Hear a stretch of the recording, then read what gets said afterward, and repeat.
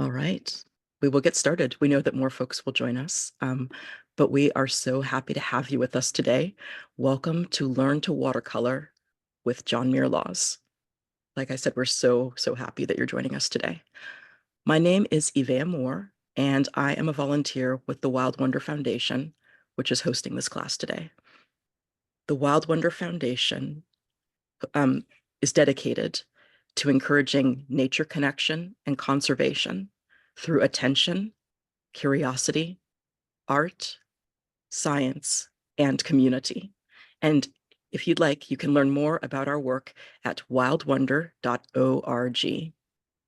We are incredibly grateful for our teacher today, John Muir Laws, who is an award-winning author, writer, illustrator, and educator with nearly 4 decades of teaching experience, as well as an incredible human being. Jack is the co-founder of and president of the Wild Wonder Foundation, and he's donating his time today to teach this class. And all funds raised will support nature journaling supplies and clean water for the children at the Amani Children's Home in Tanzania. Watercolor for Water. A few notes before we begin. I want to give a special shout out and a huge thank you to Lena, who is helping backstage. Thank you so much, Lena. Because this is a webinar, your camera and mic are disabled. We'll be taking a quick dance break or bathroom break at 11. Please use the Q&A feature to ask questions during the presentation, and we will get to as many of them as we can. Please share your class notes and drawings on your socials using the hashtag WildWonderFoundation, and please tag us at Wild Wonder Foundation. Thank you again so much for being here with us, and I will pass the mic to you, Jack. Thank you so much. I really appreciate being here with all of you. And I also want to send a shout out too behind this screen. Ivea Moore and Lena are working to help the logistics of this happen. The Wild Wonder Foundation is there's lots of volunteers working at all sorts of different levels, doing amazing things. And I'm grateful to all of you. For folks who are here today, thank you for being here. And I hope that this class is going to be really useful for helping you do more watercoloring in your nature journal. This course is also a fundraiser. So the Amani Children's Home is an amazing institution in Tanzania for helping youth sort of grow, feed, thrive, learn, and we've developed a relationship with the center. I've been dropping in with them on a regular basis throughout the year in Zoom classes across the globe. And we're going to be taking them to Ngorongoro Crater to go nature journaling with us this coming summer with a group of us who are going to Tanzania. Really looking forward to that. We've already raised funds for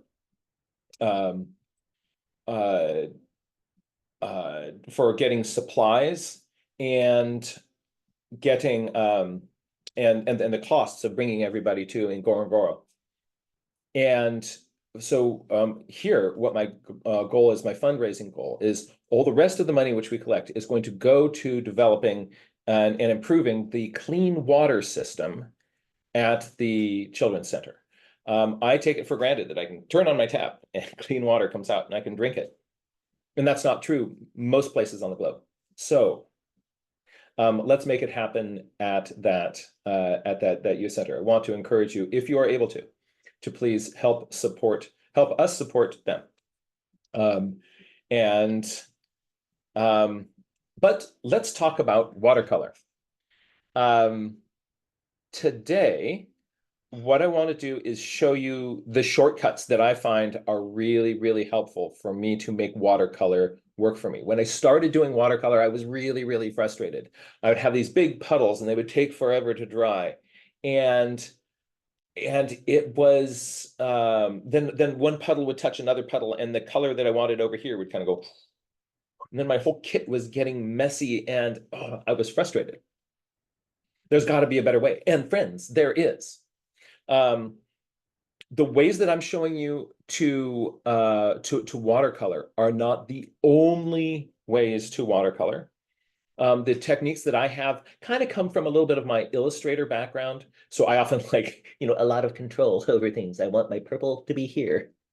And and a lot of other people are just there's water everywhere. The more water there is on the page, the more the paints move around, and that can be really exciting and beautiful. The more water there is on the page, the harder things are to control. And also the longer things take to dry. And when I'm doing field sketching, I like to, by the time I'm done, not to have to kind of walk around with my journal open for a while. I like to be able to close it and go. So what if? What if we can make watercolor as easy to use as our set of colored pencils? And that's our goal for today. If you're just starting, by the way, colored pencils are a terrific way to add color into your nature journal. So don't think like, oh, if you're going to be like a real nature journaler, you better be doing watercolor. No, no, no, no, no, no, no. Do whatever works. Do whatever works. And if you like it, do more of that. But should you want to use watercolor, I find now that watercolor is faster and easier for me to use than colored pencils. It didn't start off that way, but now I'm just like, where's my watercolor set? Um, and so now let's think about our equipment. Any new area of kind of getting into some aspect of art, there's supplies and equipment that you need to get. There are a few things that I find really make things easier with watercolor. And so the first thing you need is a watercolor set. I'm going to be doing part of the demonstration today with this. Right, this is a Prang watercolor set, and they are they're made for kids, and my kids use this, and they're great. They're a really good way to start, and these cost maybe a couple of dollars. I do think that the Prang line is a good sort of kind of kid watercolors. But as you're going to see, we can also get results out of this set that is very satisfying for all ages. If you're familiar with the artist and nature journaler Claire Walker Leslie, who recently has just had a big art show of her work on the East Coast for all of her bird illustrations, she exclusively uses these Prang colors. They're great. And again, the price point works for everybody. So you don't need a really expensive set of watercolors. The reason that people, so the reason that people kind of move often to sets of watercolors that have a higher price point is that the density of the pigment in them, and we'll be kind of looking at how this works. The density of the pigment in them is much greater. So for a little bit of paint, there's a lot more purple in that little tub of purple. See, there's pigment and there's binder in there. The binder holds it together so that it's not a powder that floats away. And then the pigment is what you're seeing when you paint. There's a lot of these things are really, really richly pigmented, and the selection of colors is also greater when you get into artist grade colors. This comes at the cost of some of the colors that you get in these in artist colors are really toxic. In particular, some of the yellows, there's cadmium colors, and I don't like having cadmium around. I don't want it. I don't want it on my sock. I don't want it on my skin. I don't want it in me. If you have the habit of licking your brushes, don't lick your brushes. You really need to be wary of those cadmiums. But the advantage of these kits is that you can eat this entire set and run out and go play kickball. You're fine. So these are completely, they don't taste good, but you're not going to hurt yourself if you're eating them. So what I do for my sort of regular watercolor kit, I have a bunch of colors. Some people like to have just a few colors and sort of mix everything from those. These are artist grade colors, and I've completely removed all the cadmiums from those. So there are no cadmiums in the kit that I have. And so that makes it, you know, it's less toxic, it's higher quality colors. If you have a set of watercolors already, I'm going to encourage you again not to feel that you need to run out and get a new set of watercolors, but you might want to rearrange them. This is a game changer in the flow of how you work. So some watercolor sets, you get the set and the colors they're all over the place. They'll have, you know, a yellow next to a black next to a green. There's what you want to do is to be able to look at your palette. And actually I'm going to switch cams here. Go to, right? What you want is to be able to say to yourself, oh, my sort of reds and yellows are here on my palette, and here's where I'm going to mix those. You can see that here's a zone for blues. I'm going to mix those. Here's a zone for green. So I'd have a few zones for mixing colors. This does not have as many zones. And but what I'm going to be doing is mixing some warmer colors over here. I'm going to be mixing these dark neutrals and things over here, blues and purples in here, and more greens over there. So I'm going to have a little place for mixing these colors. Another great trick on your palette is to, you see I've got a little glob of yellow paint right there in that green area. Try that. Just get yourself a tube of yellow watercolor paint. And so if this were to be the one that I would regularly bring into the field, I would clean this tray very well because there's a bunch of gunk in there. I tried to get some of that out this morning. But I'd just take a glob of yellow paint and I would squeeze it into the corner up here. And then when I am if my brush is dirty, with sort of reds and oranges, I can mix into that and kind of keep that yellow clean. I would also put a little dab into this green mixing area right there.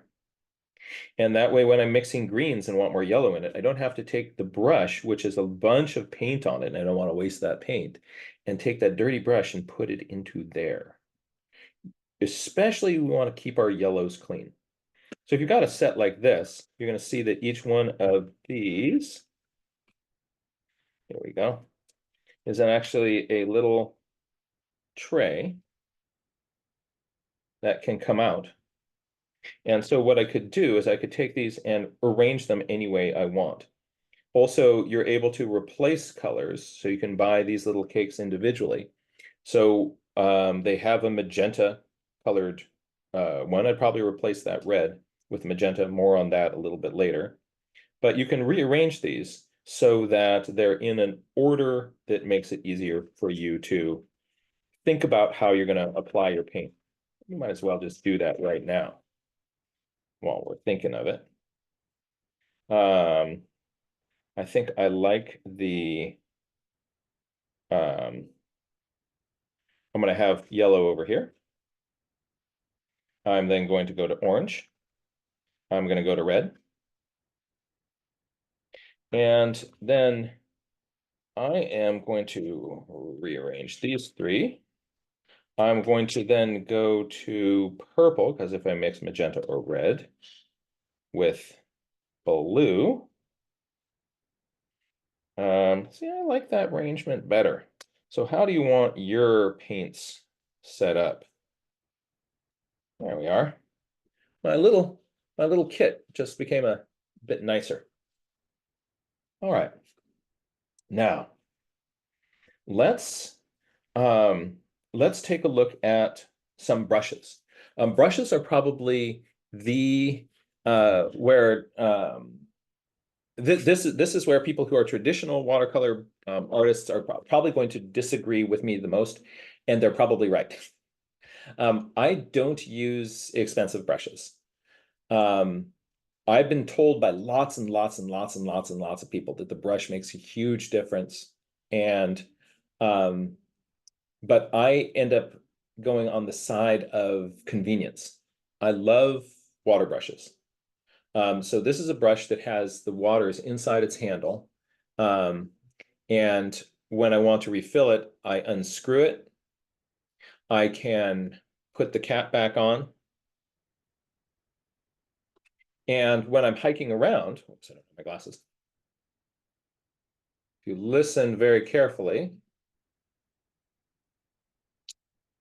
it clicks on very securely. It's not going to fall off in your backpack. So this is a this is the Pentel Aquash large fine point water brush. And of all the ones that I've tested, this is my go-to brush. On my desert island, there's one of these brushes, like the desert island, you only get to bring 5 things. I bring the water brush, this water brush. The large fine point Pentel Aquash water brush. Right. That's my gold standard. Another part of this whole system, which we're going to be looking at, if I have this brush, I need to be able to change my colors. And so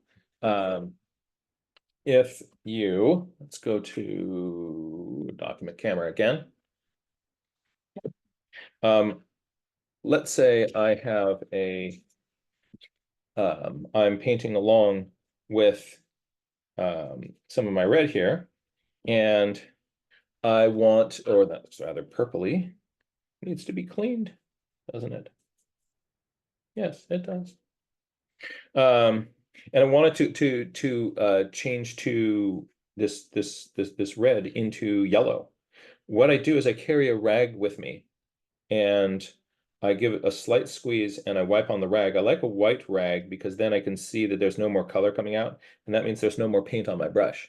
And now I can safely dip into this yellow here and go painting along. So if I want to mix colors, I'm going to take some paint from here, bring it up there. I don't often worry so much about bringing yellow into something like orange. My big goal is to keep that yellow clean, but if I wanted to keep that orange or that red clean, I would bring this in this little mixing area. Let's say I want more yellow in there. I'm cleaning this, picking up a little bit more yellow.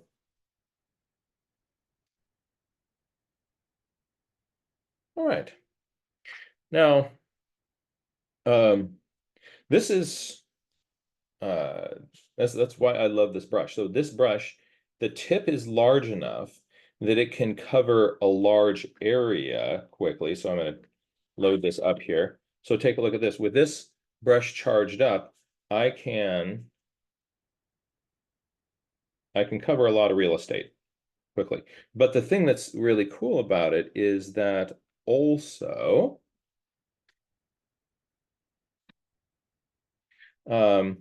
this brush can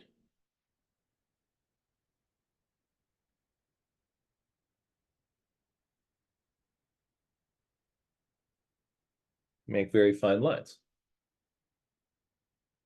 All right, so depending on how I use the brush, the tip or the side of it, it's a really versatile little brush. Let's just get that clean.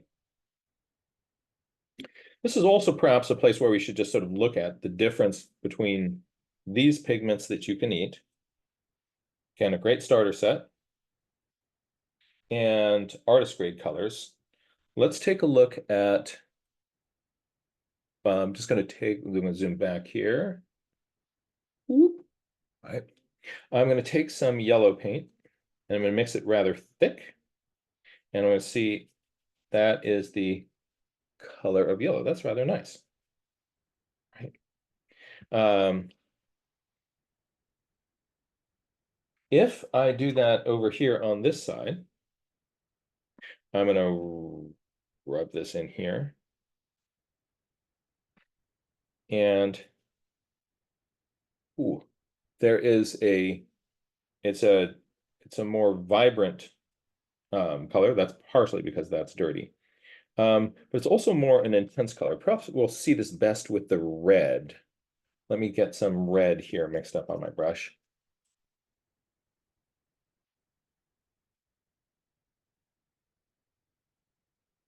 Now let's try some red with the artist's colors. You can see that this artist's color one is a much more intense. Here you're really seeing through it. It's much more, there's not a lot of pigment there. There's a lot of pigment over here on this side.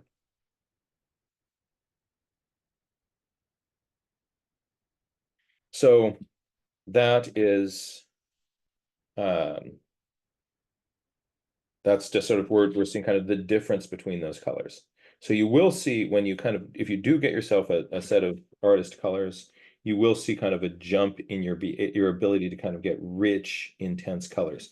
If you feel like all my watercolors are really pale and you're using this, it's not anything that you're doing. It's just that you can't get there from here.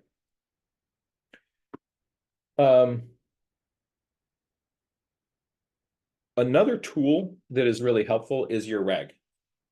And something that we started doing in the Nature Journal Club that I think is very practical is you'll see, you often can spot a nature journaler out there in the field because they'll have a sock on their wrist.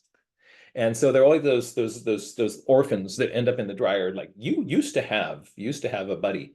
If you've got a white sock that you wear a hole in, turn it into your watercolor field kit. So I can just, I'm right-handed, so I'll put this on my left hand. When I'm out in the field, I'll hold my palette here and I will clean my brush here and paint with this hand. And then some of us have also then taken to, if you are so inclined, you can also then turn these into sock puppets. And that's fun because the world's just better with more sock puppets in it. That's my essential kit, that Pentel water brush, a set of watercolor paints, and my sock puppet. There is one other brush that I will sometimes use. I find that about 90% of the stuff that I do is going to be with this brush. Every once in a while, there's one other brush that I reach for. And again, in my kit, it is a water brush. So this is what's called a flat watercolor brush. And the way that this one works is there is a chisel-shaped tip. And if I, and you're thinking, well, that's great if I need to draw bricks or something like that, but this is actually a lot more useful than that. That,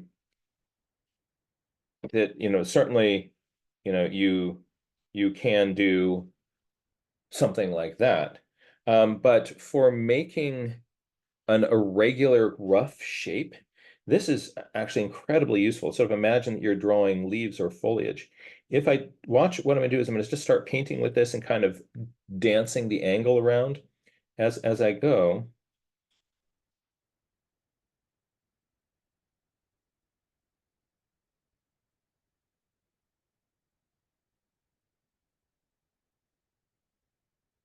You can get really wonderful, very kind of natural feeling irregular shapes. If I am trying to do clouds or a purple sky, purple rain, as I am painting in a sky, if I just, kind of do that, sort of dance my hand around and then smooth this part out, I can get these shapes in there in my cloud that are feeling, if I try to with a sharp point kind of intentionally kind of go around that, I would often get a much more mechanical shape. So either as a negative shape or a positive shape. It's a very useful brush for creating irregular textures. This brush actually has two other features to it. If I grab the tip of this and turn it to the side, this whole tip comes off. I now have a great big mop brush. And if I really want to kind of cover a lot of real estate quickly, with this, I can. The final thing in this brush, this is it's not sort of sold as a feature of this brush, but I think they very easily could market it that way. What you do is to get your brush back together, you sort of see which way it kind of flattens most naturally. You carefully put this cat back on it.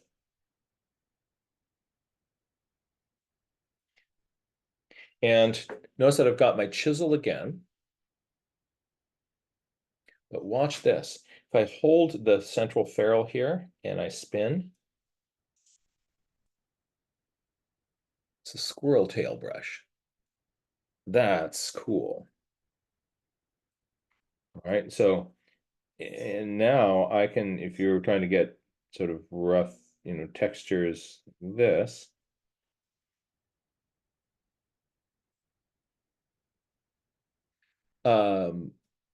You get whether you're thinking grasslands or you're thinking fur texture, that this little effect is wonderful. And then I can kind of come back to, so I'm going to clean my brush. To get it back, I spin it around, kind of find the point where it likes to be in there again.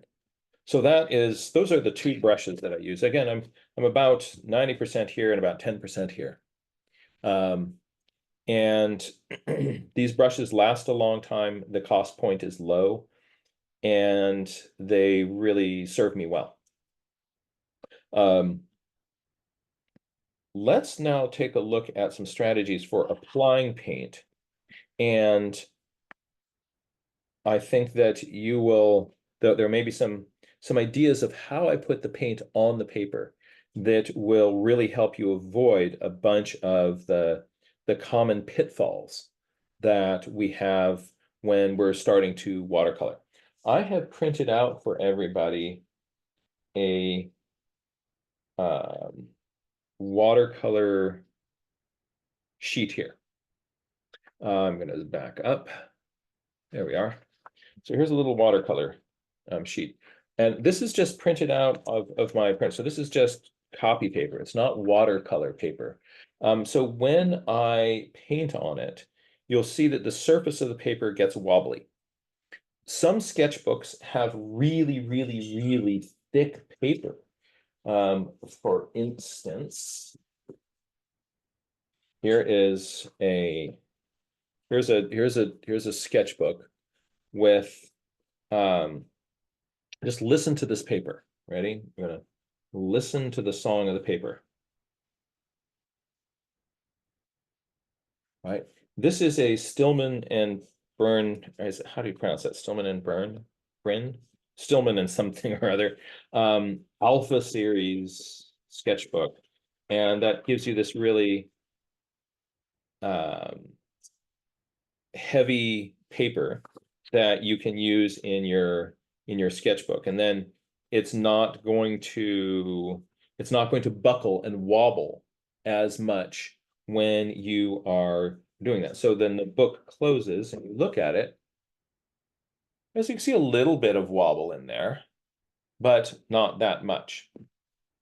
You don't need, you can do, as you'll see, you can do watercolor on this, but we will just get a little bit of buckling. Here is another sketchbook. You can see this one is a little bit thicker. Some people are really bothered when their page wobbles a little bit. Um, I kind of like it. So one thing you can do is just sort of change your sort of your mental framing of like, oh no, the page is wobbling a little bit, or to go like, oh good, my page is looking kind of loved and used and lived in. So eventually my journal kind of gets thicker over time. And that's just because there's a bunch of um uh let's see. There's a bunch of there's a watercolor painting. Um, and let's see, is there other, here's more watercolor. So you can see I'm putting there's a lot of watercolor on the page, but listen to this page. That's just sort of your regular paper, and then compare that to a piece of typing paper. So this is thinner, this is slightly thicker, and then this is really, really thick. So if you go for a thicker piece of paper, it's not going to buckle as much. Also, a nice thing about a thicker piece of paper is that if you make a mistake and you don't like something you did, you can often kind of get in there and modify things. So for instance, if I was saying like, oh no, I wish I put more of a highlight along this edge of this leaf. With thicker paper, you can often come in and just get that paper wet and then tap on it. And it got a little bit lighter in there. Some paints will lift out more easily than others. And so you can say, well, if I wanted a little highlight on the back of my little kingfisher here, um, I just put one in. So with cheap paper, when you try to do that, the paper just sort of turns into all these little balls and little wads of stuff and turns into pulp in front of you. Heavier paper on paper that's made for doing watercolor won't do that. So it'll be a little bit more forgiving. So there's a little bit of your paper. So we will be doing some demonstrations with this paper. And I'm also just going to do some of this demonstration on a heavier piece of paper. And you'll be able to see the advantage of not having your paper buckle. One final piece of this as we're talking about paper is we should talk a little bit about the idea of sizing. A lot of papers that are super smooth have sort of a clay-like substance that's pushed into the paper. It helps make the paper smooth. It helps it take printing from your laser printer much more easily. The disadvantage of it is that very often it causes watercolor just to pool up in puddles on top of your page. A paper without as much sizing or that it's made for more watercolor will hold your watercolor a little bit better. But you'll be able to see that on this little piece of printer paper, we can do a lot. So our first our first goal in putting paint down on the paper is for us to think about controlling the water. Watercolor, successful watercolor is all about water control. How much water do I have on my brush? How much water is there? How much pigment is mixed into that? How big is that drip? So understanding the water and getting used to that is a huge part of this. And a big part of how you're going to do this is just by putting in some reps. Just doing a bunch of watercolor drawing and the next watercolor drawing, next watercolor drawing. So doing things where you don't have a lot of investment in it. It's hard if you're starting off and you're saying, I want to learn how to watercolor. And so I'm out in the field, I draw a careful diagram of a flower, and now I put my watercolor on it. And you're like, the watercolor's not behaving the way that I want. I'm not used to controlling the water. And now I've turned this drawing that had some really kind of useful shapes of the flower that I was doing. It's now gotten just a little bit funky. It'll make you not want to do watercolor. They're like, I'll stick with colored pencils. I just messed up my drawing. So by the way, there's no messing up our drawing. It's all learning. There's no masterpiece in this. It's all learning. This is just preparation for the next. One way around kind of getting used to how you apply watercolor, if you want to do it in kind of controlled ways, get a coloring book, right? And yeah, get a coloring book and just practice applying layers of water and just I can lift out. It's usually on heavier paper, and you get yourself a coloring book of anything that you like, and you can practice watercolor on top of it, and your brain's going like, oh, I don't have an investment in really how this comes out because I didn't spend an hour doing this line drawing. I'm just learning how to use watercolor. And then you get comfortable using watercolor and you're out in the field and you pull out your paint because you put in some reps. Your brain is now like, I know how to handle this. Ah, little brush, I see how much water you have, and you've got routines and habits that are going to help you be able to control your water. So let's look a little bit more carefully at water control. Here we go. What I'm going to do is let's maybe start with the prang kit. Where did I put that down? Where did I put my prang kit? Couldn't have gone far. Oh, there it is. All right. Um, so what I want to think about is how much water I have on my brush. Um, Puddles can be hard to control. So I'm going to show you a way of applying watercolor that tries to avoid puddles. What I'm going to do is my general mode of operation is I'm going to take my brush. This is the way that most people do it. They'll take their brush and they will put it into some paint. They'll get them some paint on their brush, and then they'll come over here and they'll start painting their object. And if that paint is the right color and the right amount of water in it, they're happy. If it's not, they're really, really frustrated because now it's there. Try to erase that. You can't. So what about this as a workflow for how we are going to work with our kit? Take your brush, your damp brush. I'm going to put it into the paint.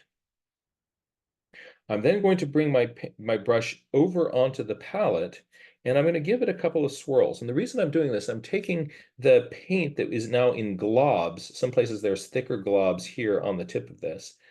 I am smoothing those out. And also here, against the white of this palette, I can see the color that I'm using. And if I'm thinking like, oh, that actually needs to be a little bit more magenta, right? Or I can take another color and I can mix it into that. I'm going to take a little bit of this, pull it into there. I want this to be more of a plum color. Okay, I can see some of that plum color coming through. I now lift my brush off of here and I look at my tip. If I have a big drop of water hanging on the tip, then I've set myself up for trouble. I put that down. It's hard to paint precisely with a big drop of water on your tip. So if there's a big drop of water there, I'll often just tap that onto my rag, onto my sock puppet.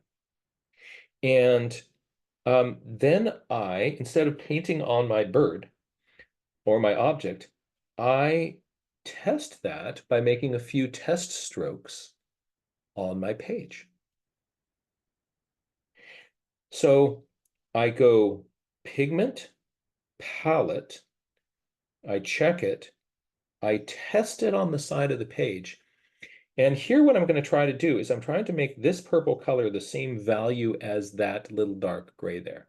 So if I squint at both of those, they're close in value in how dark they are.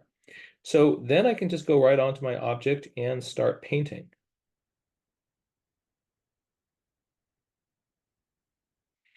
And I don't have a big I don't have a big puddle here. I have, and I squinted that, I got like, that's kind of close. Let's try this one here. I'm going to try to do the same process and see if I can match that. I've got the color that I want. Let's see if I can use water control to match that value. What I'm going to do is go back to here. I'm going to squeeze this slightly. I'm going to squeeze my water brush slightly. That puts a drip of water into the palette here.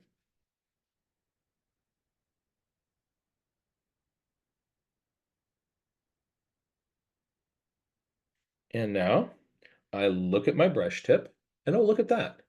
You see that big clump there? I have a big puddle of water on the tip of my brush. So that's going to be hard for me to control. I'm going to tap it here. Now, oh, there's a sharp point. That's going to be easier. I'm going to test it down here. And that looks a little bit too dark. Okay, I'm glad I didn't put it right into there. I'm going to get rid of some of the paint on my brush by tapping it onto my sock. Now, what's the color? That's a little bit too light. Huh. Wonder if I pick up some of this and mix those together. That, I squint at them, I think is much closer.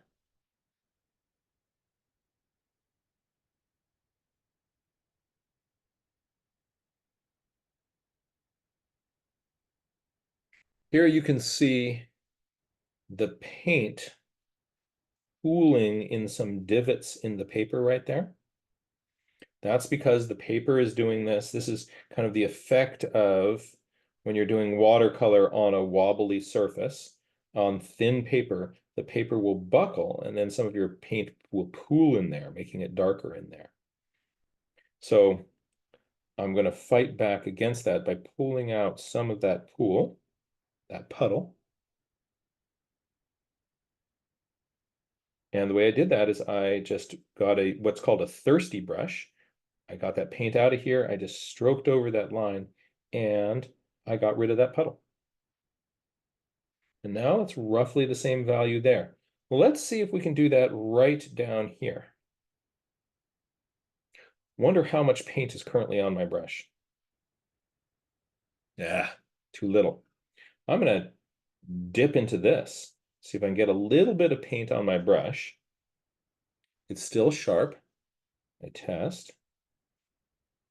That's too dark. I'm going to get rid of some of my paint. And that is looking good.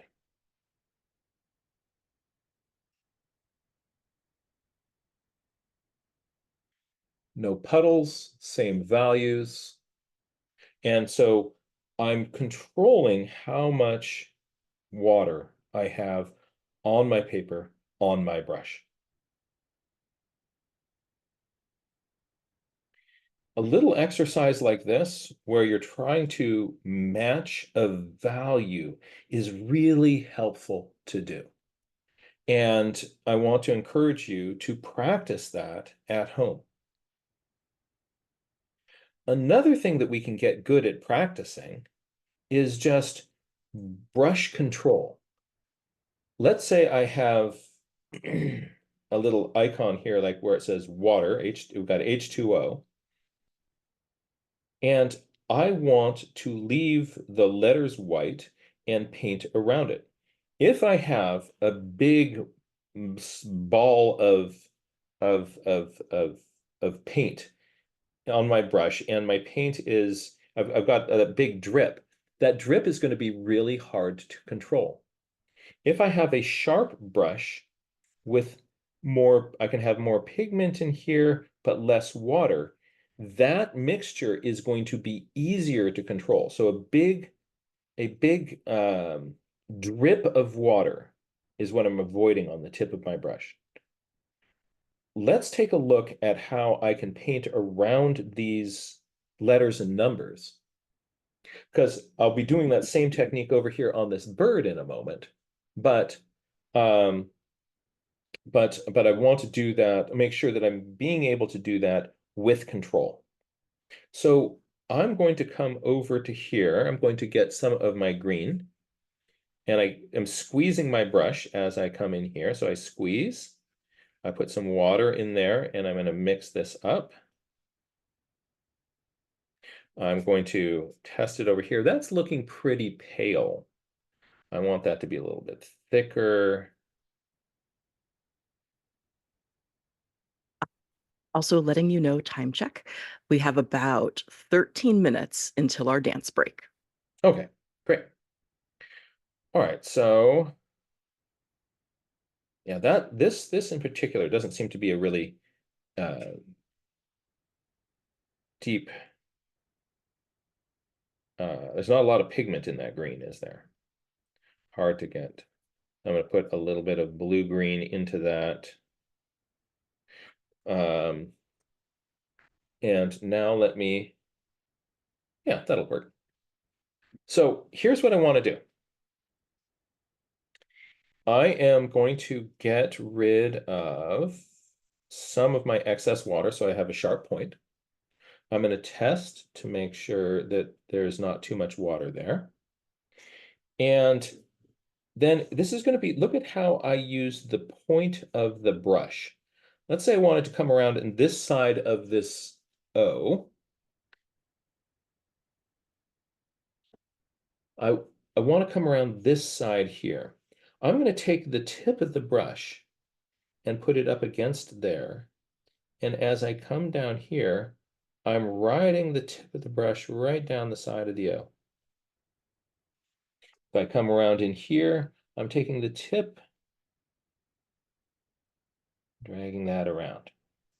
Coming over here, I'm going to point the tip towards the side of the 2. That's where I have the most control. Now, this is going to be a little bit challenged coming right up here between these two. I'm glad I'm out of there.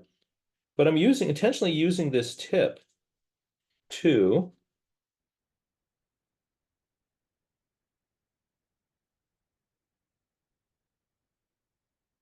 control where I'm putting my paint in.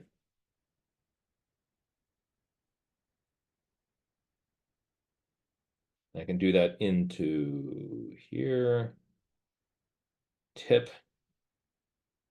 Tickle the edge with the tip. Just get in there and tickle that edge with the tip. Test. Come in here with the tip. I find it's easiest for me to turn my paper around so that I don't have to turn my hand around. Tickle with the tip.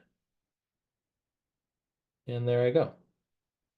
So you can, on yours, see how much control you can get by tickling with the tip.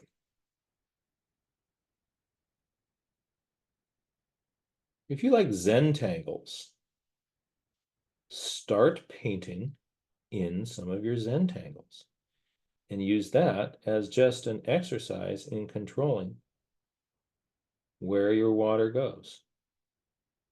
You can control it on those little patterns. You're going to have a lot of fun. Oops, I'm off the screen. Sorry about that, everybody. So how I point that tip to the edge that I'm coming up against, that is the secret. And then it looks like you've got much more control because you do. So we're thinking of how much paint do I have on my brush, whether I have that. And you can't do that again if you've got the big drop of water, right? If I'm going to really kind of charge this tip of this brush, come up here. So if I come in there and I've got a big puddle, right? See how I've got a lot of water on that brush, right? And I come in here and I haven't tested anywhere, and I start to put that in. Oh, that worked. Darn it. You try to make something not work, but it did. But oh, look at that. So there's now like this, there's this there's this big puddle going on.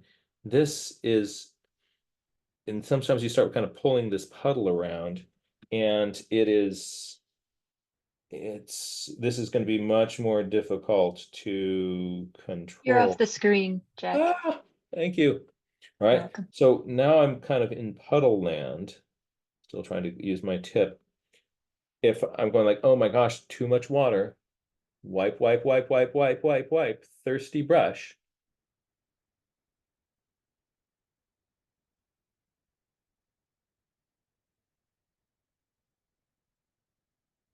Wipe, wipe, wipe, wipe, wipe, wipe, wipe, wipe, thirsty brush. Ah, I got into some of my H.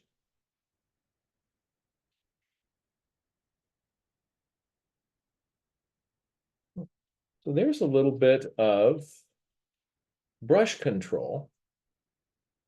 Notice that I did slop it over into there. Oh. So practicing those is a lot of fun. Let's, when I'm doing this, you notice that my paper is dry. And because the paper is dry, the paint is staying where I put it. So if, for instance, I am on dry paper, I can take my little brush, and this is on dry. Just using my pencil, kind of like a little, or my brush like a little pencil. That was dry paper.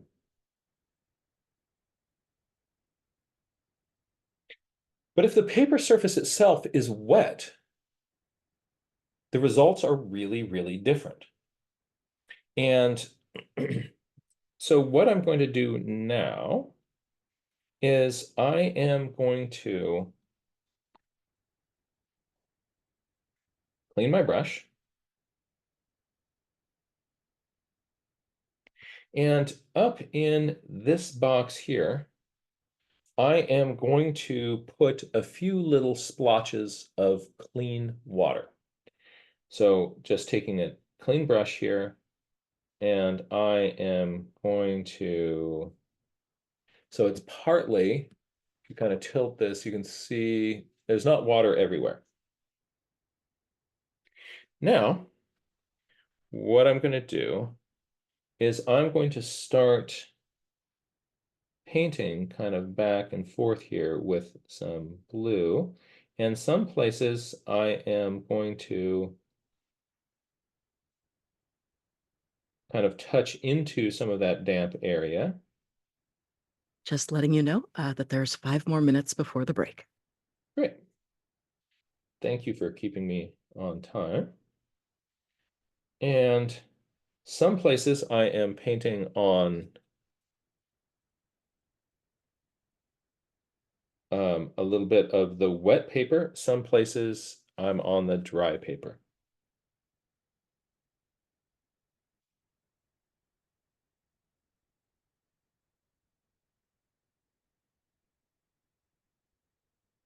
Brought a little bit more of a teal colored paint into here.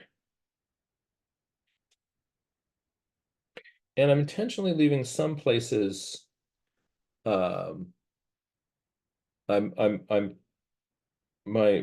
brush in some places is hitting on the wet, and some places it is hitting on the dry. So take a look at the effect that we get. This is interesting.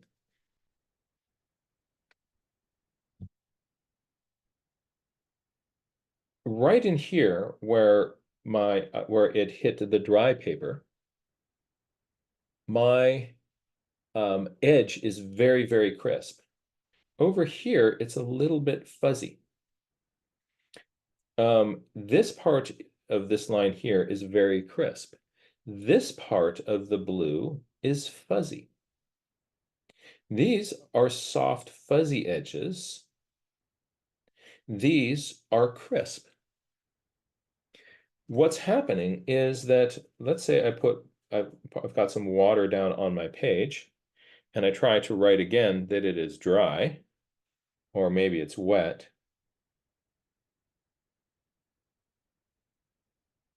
What you're going to see is around that wet, the wet is starting to, the water is pulling that paint out. So part of water control is I'm being aware of how wet is the paper, not just my brush, but how wet is my paper. Lift out some of that. And if I want a hard edge, I want my paper to be dry. If I want a softer edge, I can make that wet. And I can do this a couple of ways.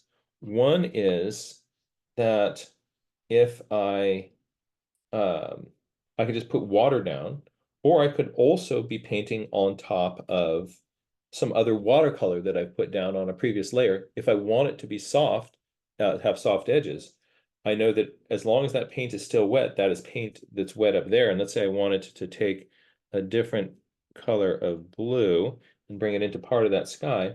I'm thinking that that will kind of form into a softer edge. I don't like that streak coming down, so I'm going to lift that out. Right, but that is going to have a softer edge because it is on damp paper.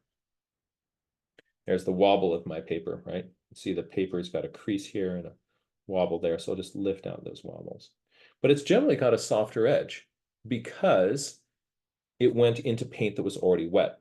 So another part of water control is to pay attention to where your paper is dry and where your paper is wet.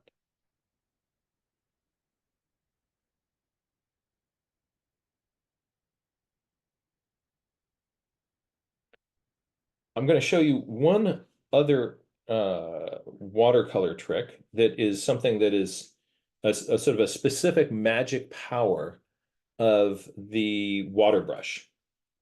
And this is something called the graded wash. And if you have taken a watercolor class before with traditional brushes, you know that what you're doing is you have a little jar of water and you're trying to make something go from darker value to a lighter value. And normally what we do with watercolor is you would start to paint, then over here on your palette, you would add more clean water to it, mix that up, dip your brush back into that, make the next line, add more water over here, dip your brush into that, make the next line. But with the water brush, the tip never really dries out. Normal brush, if you are stroking around and brushing with it, that tip is drying out. Not so on the water brush, because on the water brush, there's always a little bit of water that through capillary action, the drier this gets, the more water is going to be sucked from here just by capillary action out to the tip of your brush. So check this out. What I'm going to do is I am going to mix up I'll zoom back here. Oh. And just letting you know that we're at the halfway point. Okay, let me just do this demo so that everybody's everybody's graded wash will be drying while we're doing our dance break. And then, so this will be, we're going to have about 1 more minute here. So I'm taking some paint, I'm putting it in here. And maybe adding some magenta into that because I love plum colors. Oh, that's a lovely little violet. And what I want is for this to go from darker, and again, this is not on fancy paper. This is on just typing paper or paper for, that kind of dates me, doesn't it? Typing paper. Computer, printer paper. What I'm going to try to do is get this to go from darker value to lighter. And so what I'm going to do is test off here. Okay. And I am going to make my first line.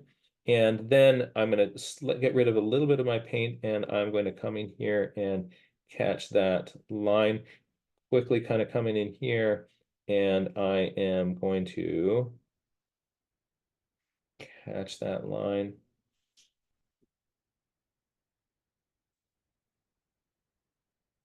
Get rid of more of my paint. Yeah.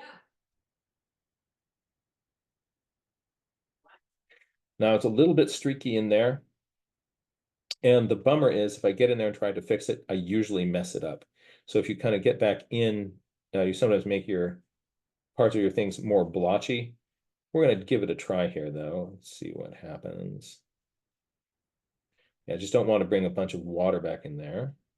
Yeah, that worked okay. I actually expected it not to cooperate as much as that.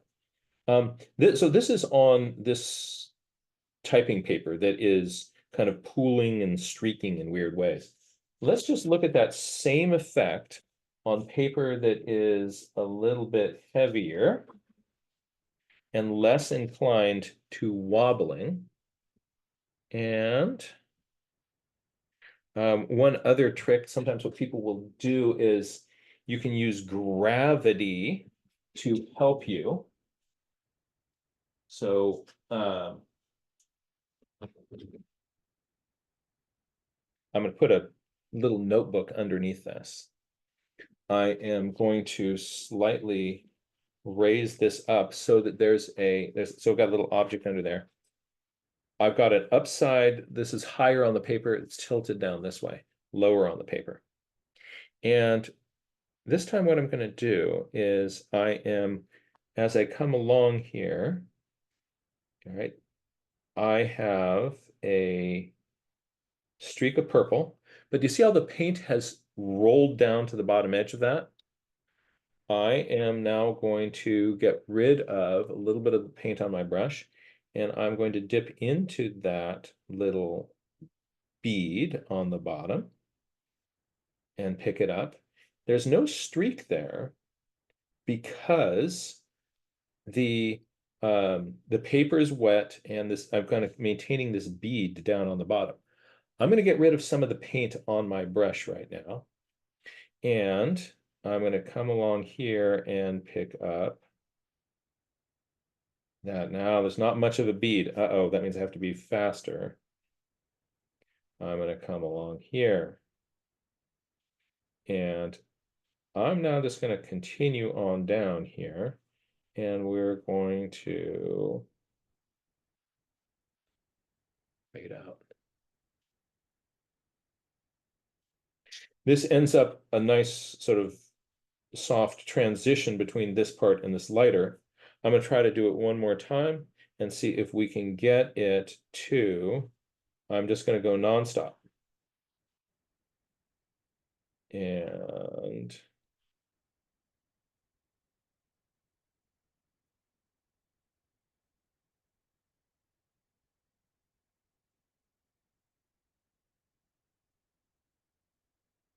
a little bit darker there, a little bit lighter there. I'm going to do it one last time.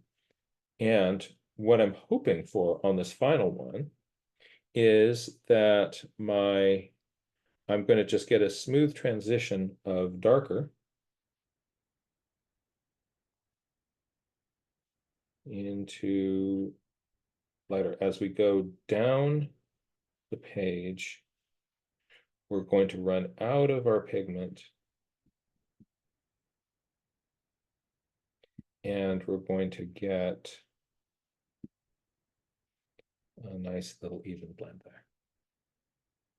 So I can get a smooth area of color. I can get a sharper transition if I got all my paint out. On this final one, I kept, I only sort of took a little bit of my paint out each time, and I got this more of a gradual fade from this into this. That's called a graded wash. And you're going to see these transitions all over the place in nature. If you look at the sky outside right now, the sky at my zenith above me is a deeper blue, and it's more of a, it's much more pale and washed out towards the horizon. So there is an example of where we might apply a graded wash. What a difference the type of paper makes.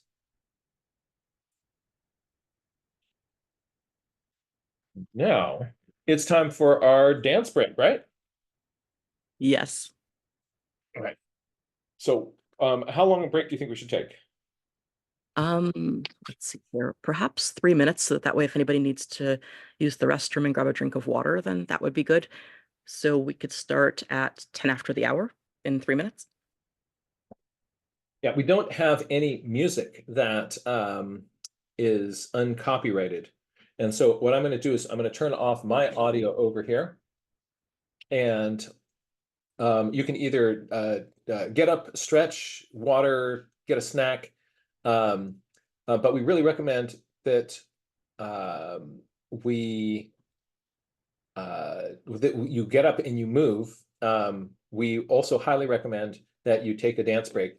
I am going to mute myself. And we'll be back in 3 minutes.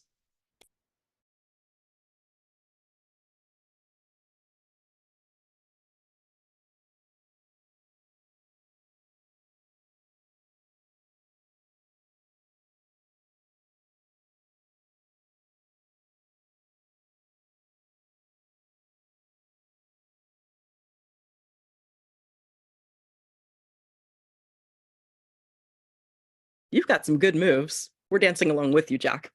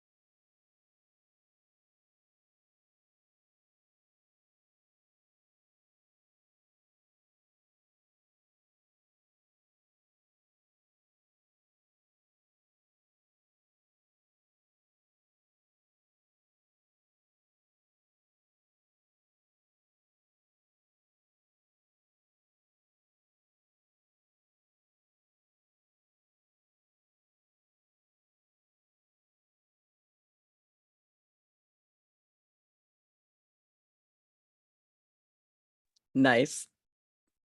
Woohoo. I think you're muted now, but Was that 3 minutes? that was almost 3 minutes. That's we can give people. Folks, take more time. Get yourself a drink of water. Hydration is important. Remember, it's all about water, so you need water too. We would love it if you're able to help us support a clean water project at the Imani Center. And your donations make a difference. Clean water,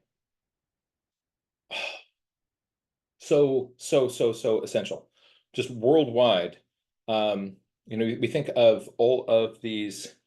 There are some health innovations that make real differences, but some of the things with the biggest impact, it's what they call WATSAN, so water and sanitation.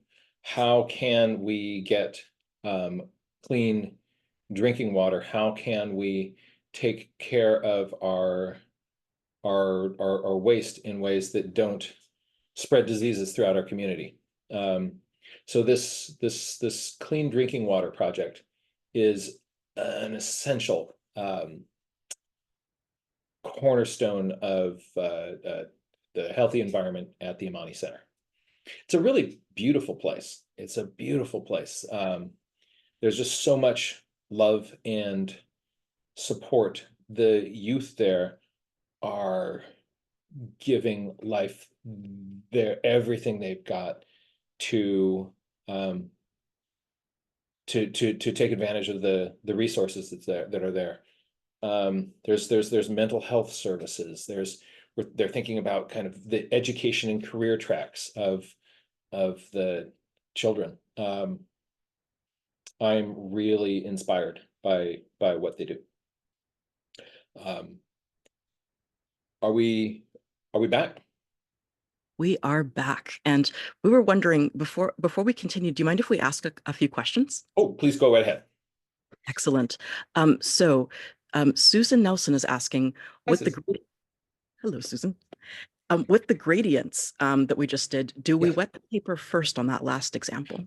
No, I didn't. So sometimes people will wet the paper first when they do a wet and wet wash.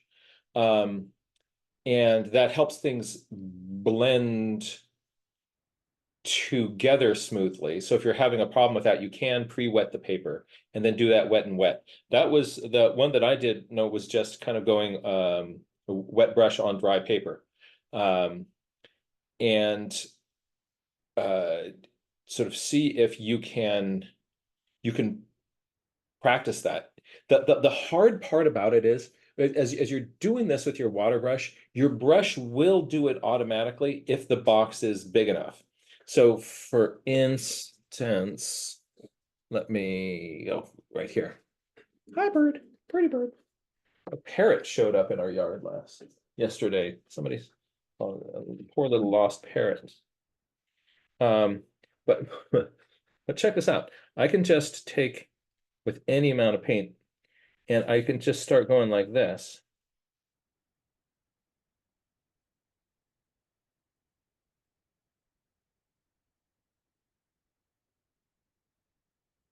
Bam, dry paper. Let's try this one here. Now, depending on how much pigment is in the brush, that's going to determine where on that it fades out. So then the challenge is on something like this, when you say, I want that to go like here, I'm trying to do it, but that would have done it by the time I got down to here. But just this part of the box ends up being this part of my gradient. So kind of sort of playing with it enough to get my transition to happen within my boundaries. How much paint do I have on my brush? Where is that going to fade out? You can do that then without having to kind of tap into your sock. Here, when you tap into the sock, you often get more of these abrupt changes. But if you don't have to really tap into that sock as much, you can get those smooth transitions. You'll automatically get it if you kind of give yourself permission to kind of go for as far as you want. But sometimes you want that to happen within a limited frame. Did that answer the question? I believe so. And on that similar note, um, when you are taking off a little bit of color and are you also adding a teeny bit more water while you're doing that? Usually I'm just tapping it on the side and just hoping that some of the flow in the brush. Well, if you squeeze the brush, then you get this pulse of clear water sometimes into the paint, and you can get a phenomenon there called a back run.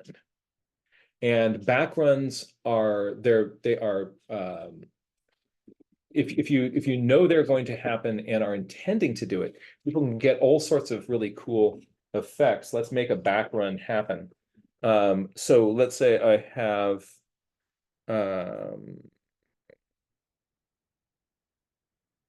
we'll come zoom down on this and well, actually with the color, let me do it with this green here.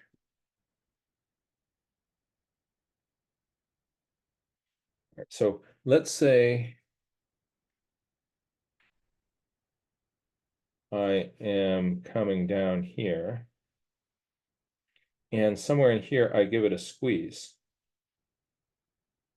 So what happens when I squeeze, I get a puddle there. Watch what this puddle does.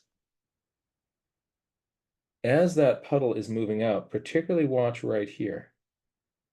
See that? That little dark line? Got a puddle in here, and as that wet paper is coming in here, I'm going to just drop a drop of water into the middle of this too. As the water moves out, it can push pigment in front of it.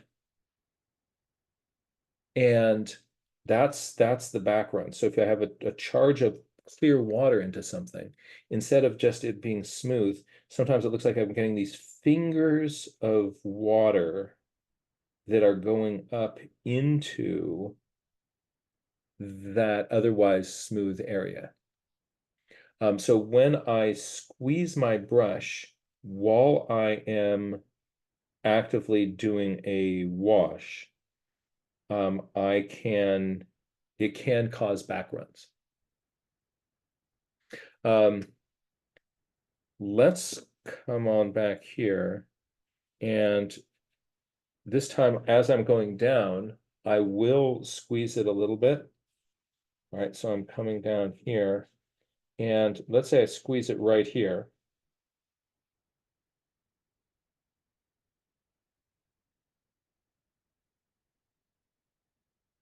I didn't get a back run. Sometimes I get a big bloof happening in there. Towards the bottom here, I've got a lot of water.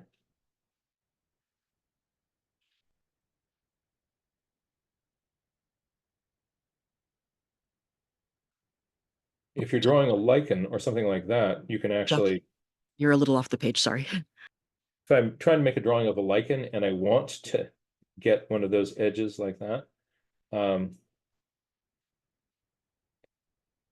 some people might do that on purpose.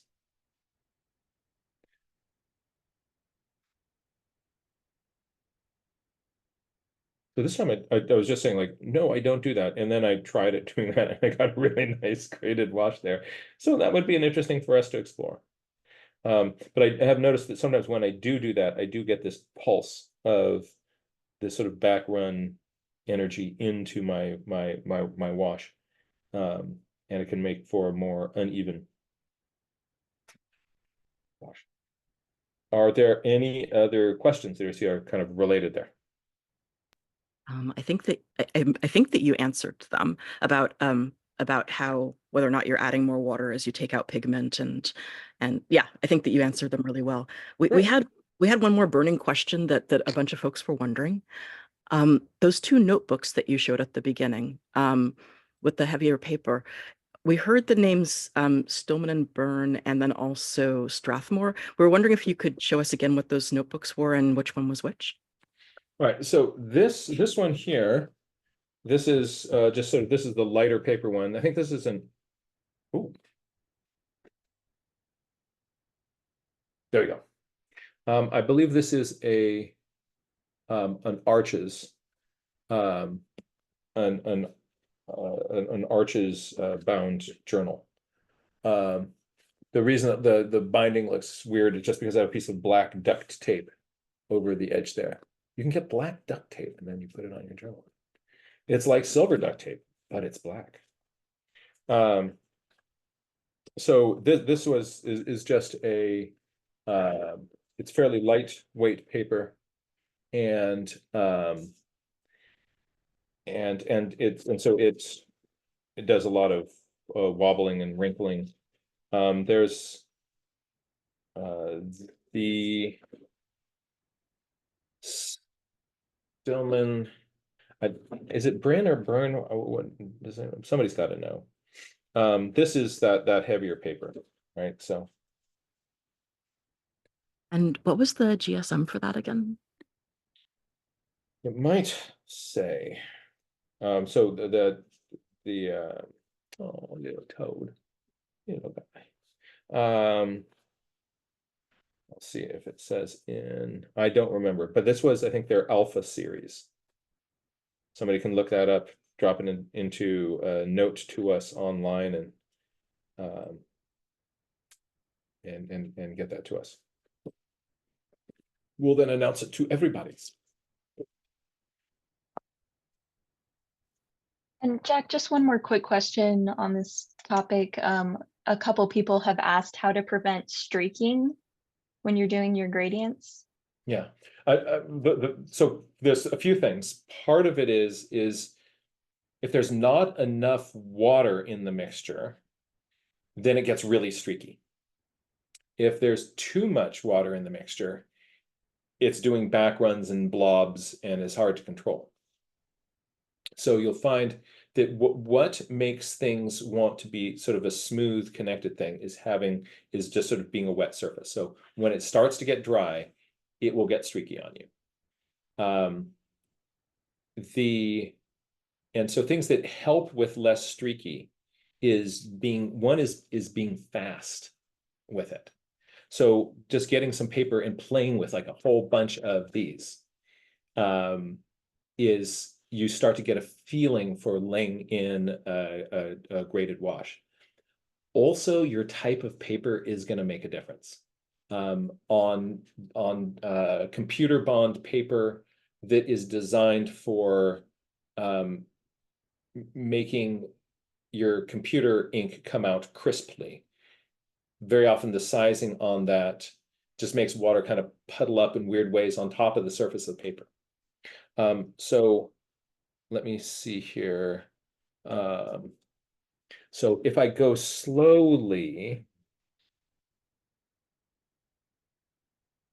with a brush that's not too wet, I'm going to get more streaky. Because I'm giving it time to sort of set in there.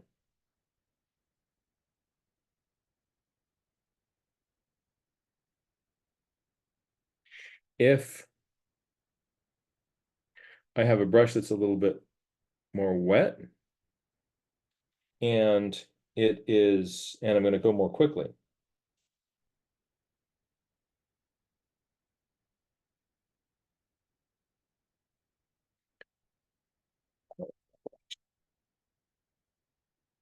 I'm going to go over it.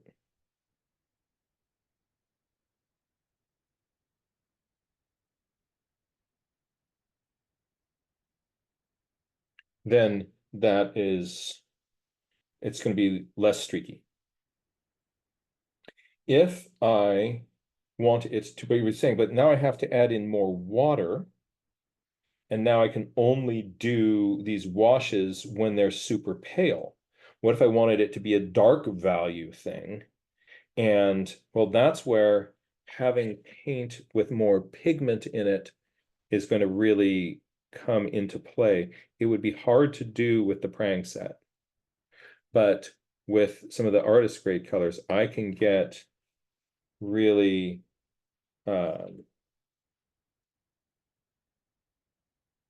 saturated.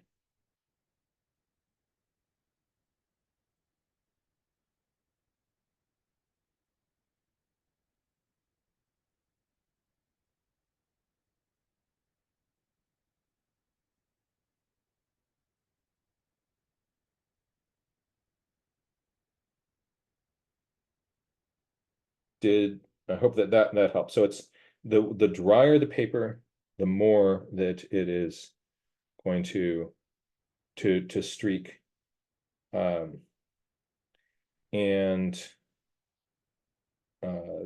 sort of and also sort of say the drier what is on my brush, that's going to cause lots of streaking. So, and also if I kind of pause, anytime I put something down and I wait for a while, when things dry, those crisp edges are going to want to stay there. So as I'm brushing down, if I pause at any moment and let part of my edge of something dry, then those will also make you can see that anything that is dry underneath this, I'm seeing that through.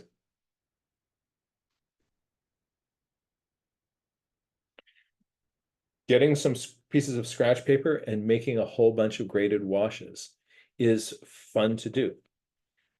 Just pick colors that you like and say to yourself, like, oh, like I love I love this color here, right? Let's just play with that color. Oh, now we're a graded wash.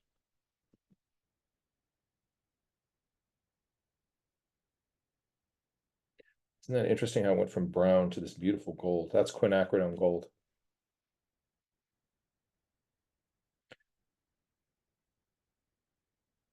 All right. Let's draw. You've been looking at this bird, right? Let's play with this bird. Let's play with this bird, and let's play with this little landscape here. What we're going to do is we are going to, in a controlled way, put color on top of this, and we're going to be using a technique in watercolor called glazing. And the way that glazing works is that when you want a lot of control over something, you put a layer of paint down and you let it dry. And then like that little blob of red, right, with the purple over it, when I put the purple over it, you can still see the shape of the red that's below it. So what I'm going to do is build up a few layers. First is going to be a shadow layer, sort of to help you get the form of this bird. We then let that dry. And then what I'm going to do is put another layer on top of that that's called the local color. That is, like, this part of the bird is blue, this part of the bird is cyan, this part of the blue bird is orange. The local color is the next layer, but the local color is going on top of this glazed layer of the shadows. And then the final thing that we'll do is we'll get in and put in some texture and some details, and that will really crisp the whole thing up, and it's a real pop. I put the details in at the end, because if I put them at the start, they're going to get all smudged around by the shadows. They're going to get smudged around by the local color layers. So I have my order of operations is I first will drop in my shadows. It is also possible to put in your shadows second, putting your local color first in the shadows, but I really like putting my shadows in first because it just helps from the get-go. It helps my brain look at this bird as a three-dimensional form. And sometimes if I do that later, I get so into just like this local color that I miss carving the shape of the bird. Without the distraction of local color, it's easier for my brain to think about where the shadows would be lying across this bird. And for my shadow color, I'm going to be using a purpley gray mixture, a purple gray mixture. And the reason for that is purple gray plays very well with all sorts of different colors. Actually, a little caveat here. When you look at real shadows, different sorts of objects pick up colors from things that are near them. You can find all sorts of crazy colors in shadows, it's not just black. I tend not to use my black paint in the shadows. It tends to kind of just to make that part of the drawing look dead. A little bit of lively color in those shadows is interesting. The purple is nice because I can put it over a red object. It makes a great shadow. A blue object, it makes a great shadow. And most importantly, I can put yellow over it, even though this won't be a yellow bird. I can put yellow over it. And when you put yellow over a purple gray mixture, that yellow combined with the purple makes sort of a neutral brownish gray color that doesn't look weird. If you had had sort of a bluish gray instead of a purplish gray, that part of the breast of your goldfinch will start turning green. Glazing, you're seeing those colors through. So if you've got the blue or the yellow over the blue, you're going to make green. So it helps your yellow objects not turn green, unless you want them to be turning green. Sometimes there's like green leaves that are doing reflected green light at your bird. Great, there's green there. But if you didn't intend for that to be green, somebody will be like, yellow turned green. Right, that's because you're using Payne's gray in your shadow, and Payne's gray has got a lot of blue in it. So I like to use a purpley gray. Let's go there now. Hey, bird. Hello, bird.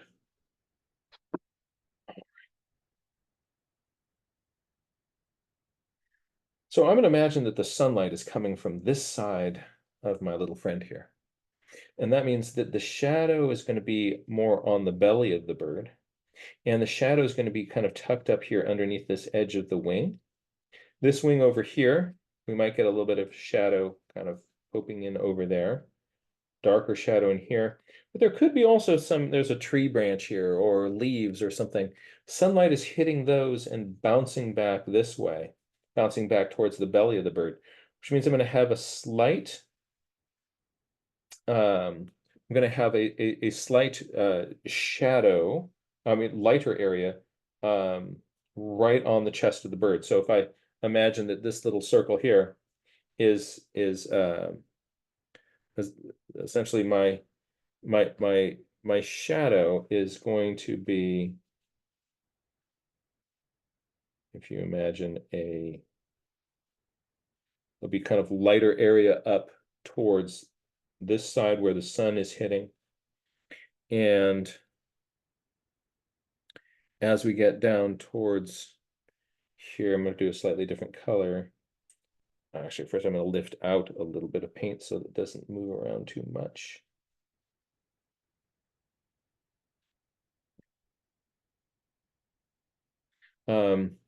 So this shadow with the reflected light, it's going to be more down on this side here. Look what you're doing with your wet and wet. All right, so my shadow is down here. And you notice that I'm not slamming it all the way against this edge. That's because I want a little bit of light in this far side. So that's my general thinking. There's gonna be an overall shadow tone. There will be some places that are not in that shadow. And then there will be some areas of darker, which don't go all the way to the edge. Let's do that now. I'm going to mix up some purplish gray. I'm going to just grab some of my purplish here. I'm going to put it in with some of my gray. There's just a bunch of gunk on my palette here. And test. That'll work. And I like to have this gunk that I can just mix in from. I just grabbed some of that purple that I had before. I mixed it with some of that gray. Now I want to get the value of this to be right. And this is a little bit too dark and intense. So I'm going to get rid of some of that. And see, that I'm going to get rid of a little bit more. Now I'm going to get rid of even more. All right, we're starting to get, got rid of a little bit too much. All right, that will work.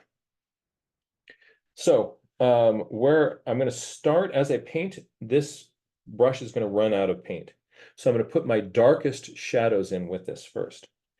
And so I'm going to imagine in this area here, I'm going to just brush in a little bit of this shadow color. My brush is already running out of that paint, maybe down here, under this, maybe here underneath this part of your wing.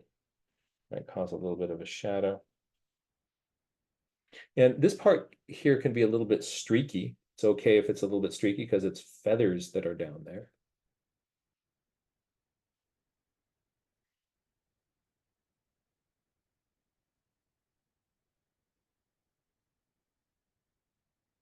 Now, maybe this part of its throat. And that's probably so light that it won't even show up in the final thing. Let's get a few coats over it. Sometimes you put in, yeah, maybe this beak has got some down lighting, and I just sort of think of like, where am I going to get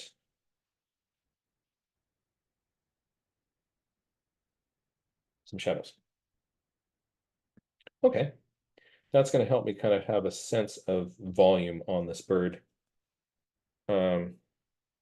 And maybe even on its leg down here on this part of the branch. There's gonna be some shadow down there too.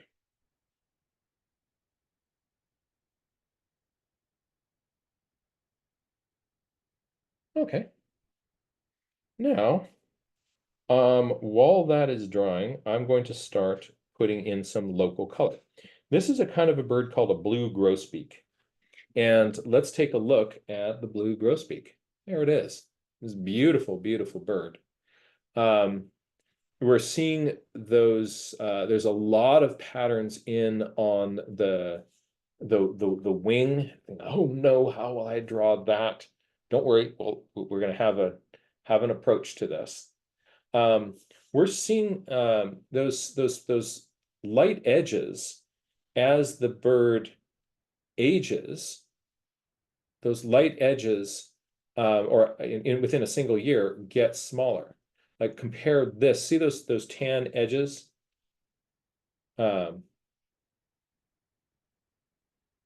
This one here. Moment. My screen has gotten funky on me. There we go. So here you see those on the back, those 1, 2, 3 big feathers. Those are called tertial feathers. And they've got big yellow orange edges. And this one's small. What's happened is this one is a little bit later in the year. And those edges are have worn away. They don't have melanin in them, which is a strengthener, and so they've kind of worn off.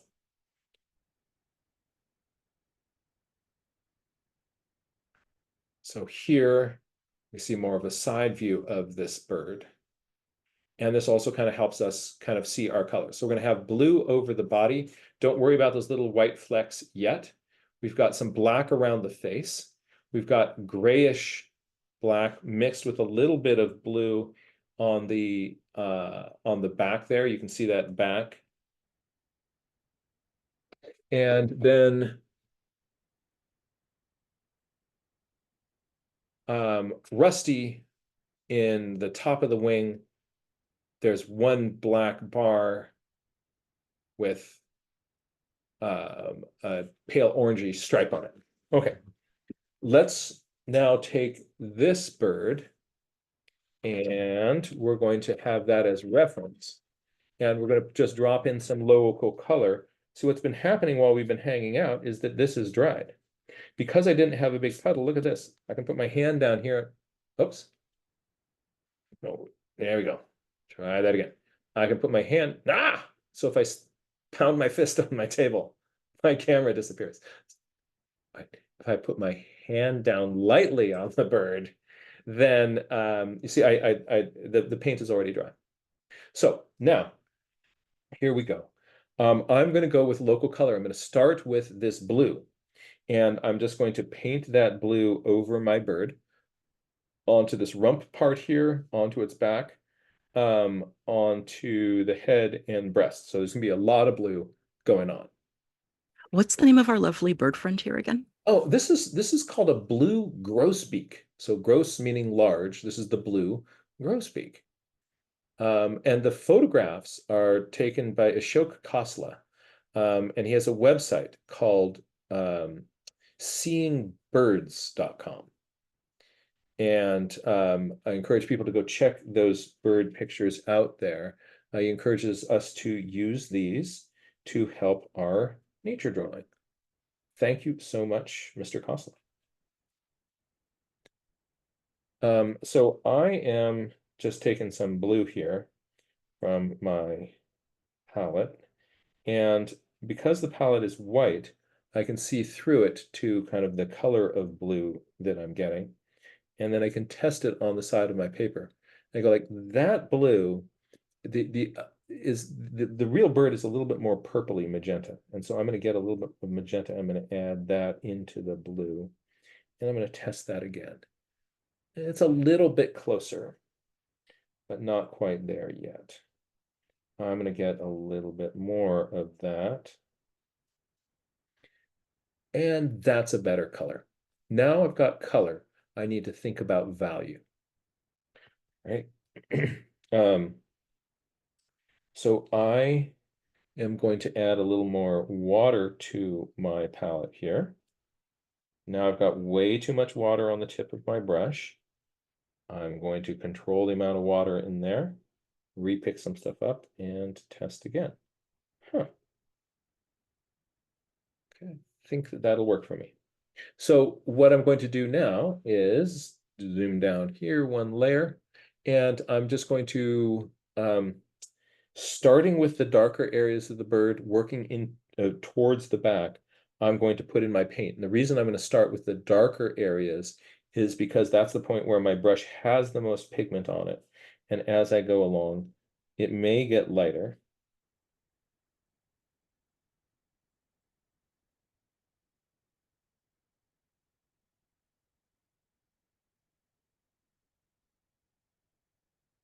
You see, I'm using that trick of having the tip of my brush pointing.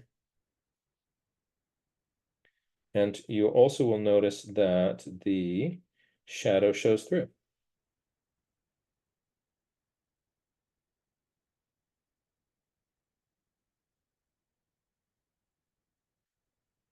I think I want that to be a little bit of a richer blue. Instead of putting more stuff on it now and making a big puddle, I'm going to let that dry. And I'm going to come back later and add another coat on top of that. You can always add layers. It's hard to take away. I'm going to come up here into the head of this bird.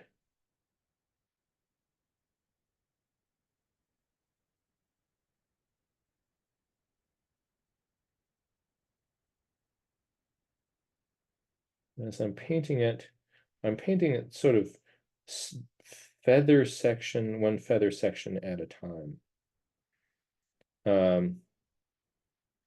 Even painting over this whole part that will be black.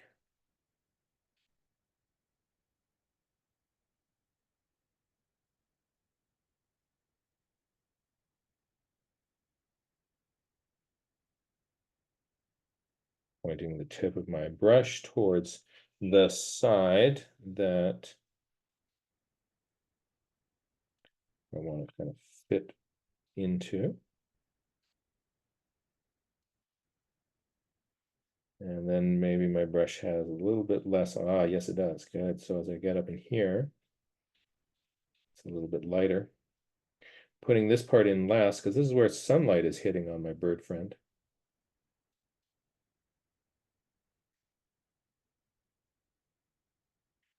Soften that edge a little.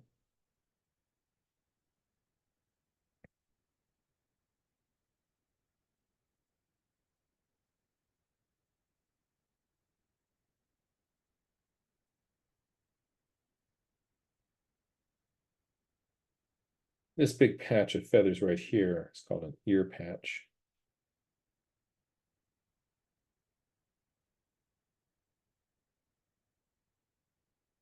Now I'm going to let that dry. While it's drying, there's no puddles because I didn't have too much water on the tip of my brush. Look at the little white patch right there.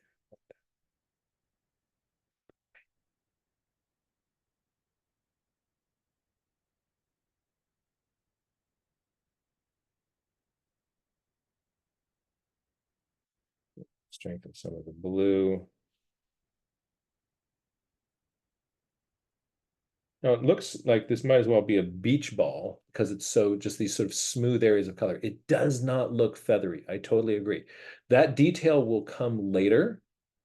For now, we're building up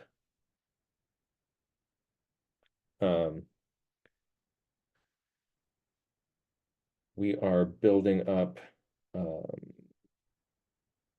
just our local color. A little bit of a blue patch on the top of the wing. Now, this next part is going to get really interesting.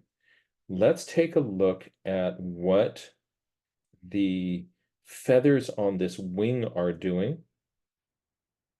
And so to help me do that, I'm going to back it up to this bird here. So let's look at where the black is and where the light colored stuff on these feathers are. And what I want to do is I want to put in the light stuff first, and then I will put on top of that the dark stuff. And so that means up in here, I'm going to go with, actually, let's do this part first. I'm seeing a yellowish brown.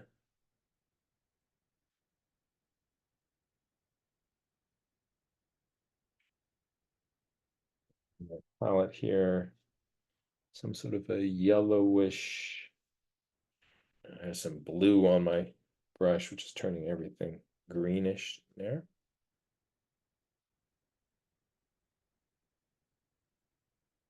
Test.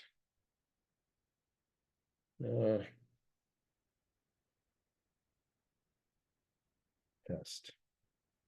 Better. All right. I want to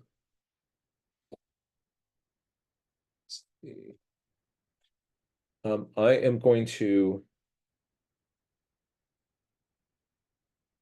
hit this edge. I'm going to hit this edge.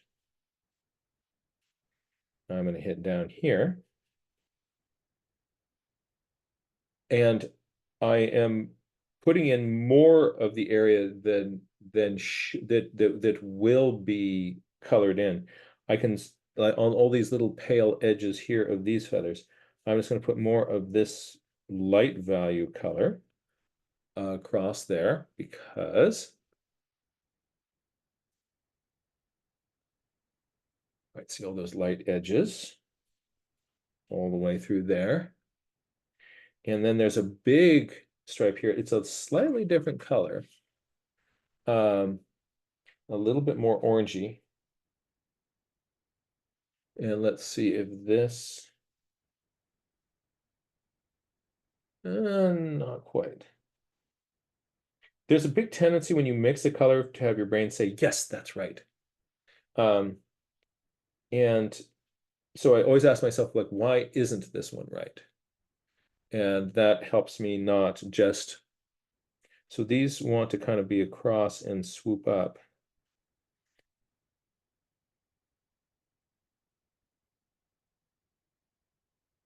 And I can actually afford to be a little bit sloppy with that, because that will all be covered up by black, except for those finest little edges in a moment.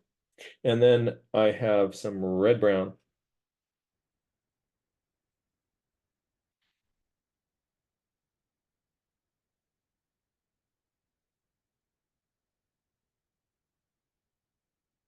And that will work for these feathers right up here. Tip of my brush.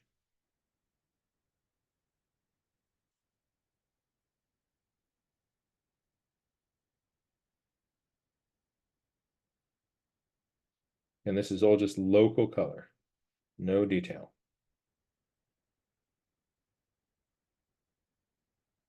And I want that to be nice and dry.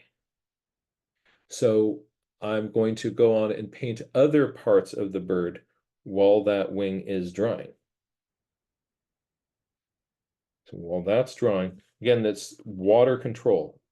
If I come into here right now, I'll put my hand on top of it, I'll make a mess.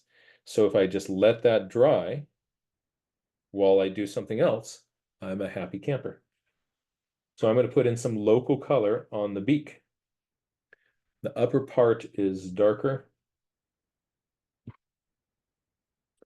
And as I do this, I want to think about, there may be a little kind of highlight on that top beak there. You could put that in with colored pencil later on. You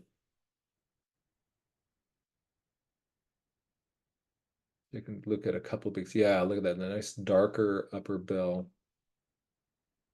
Almost seems to have a slight greenish cast to it. Could be. I am. Just a quick time check here. We're about 10 minutes out. Great. This bird will be done right then. Maybe I'll do just a quick little sunset right at the very end. So I'm getting some general local color in here.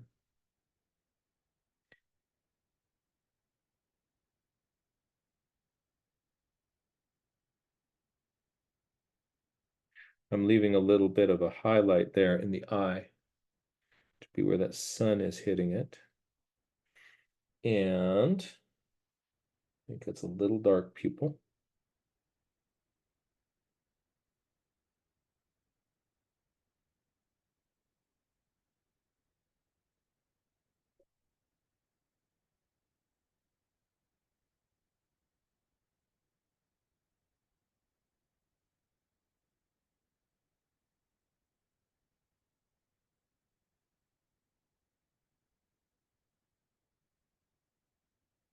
Now, I'm going to start thinking about the blacks in this. Actually, before I do, I look at my blues. Yeah, that'll work. All right, I now get to put in my blacks. And this part of the drawing is really, really fun to do. A lot of the drawing will just start to pop and come together at that point. I generally do the lighter values first and work towards the darker things. If I put the dark on first and then tried to put these light values around it, it would smear that black. But I want to have some crisp black.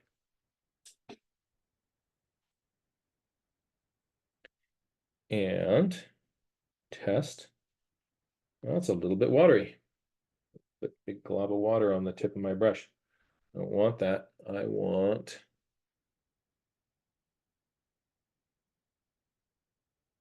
there we are.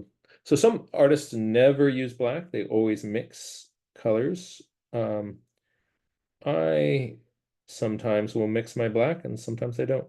The reason that people like to mix, well, let's go back to birds so we can see how, yeah, there we go. We're going to see how these kind of edges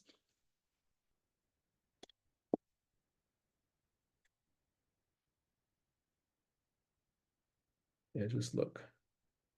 So this has dark that is coming down. So you see I'm painting over that light part.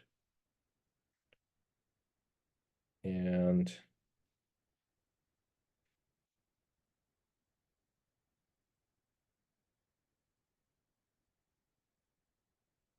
then the next one is popping in here. The next one is popping in here. I actually wish that I had pulled that. I made this red come down further because the black will totally cover it. There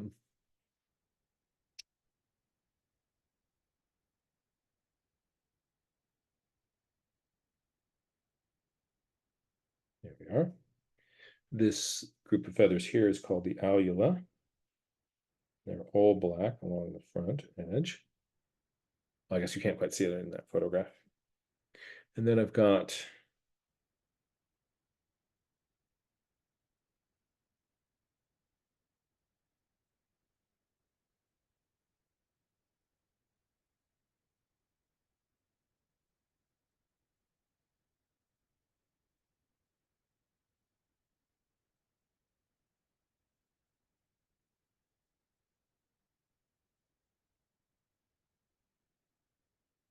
this is where you're going to see why I love the fine point water brush.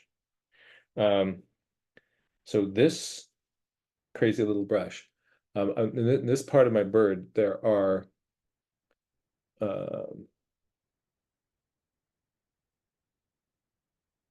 all these little pale lines. And so what I'm going to do is I'm going to rest the side of my hand on the piece of paper.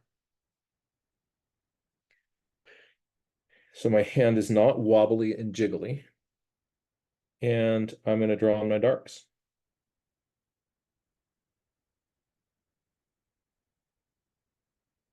Because I don't have a lot of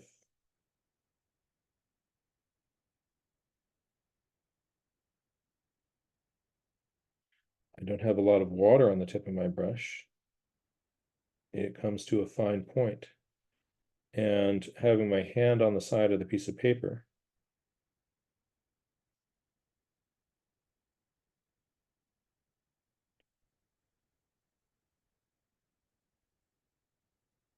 gives me even greater control.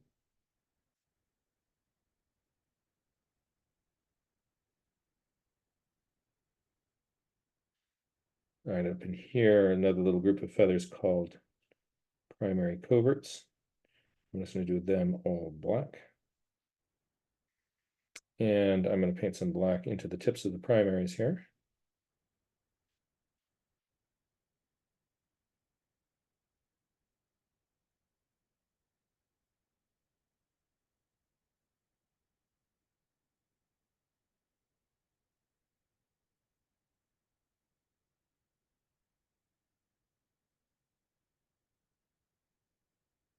I didn't put those lines in on the other side. I'll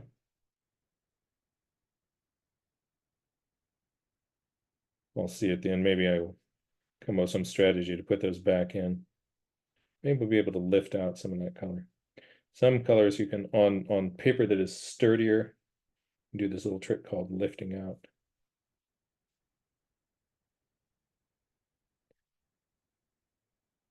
And there's some black that this has up by its face.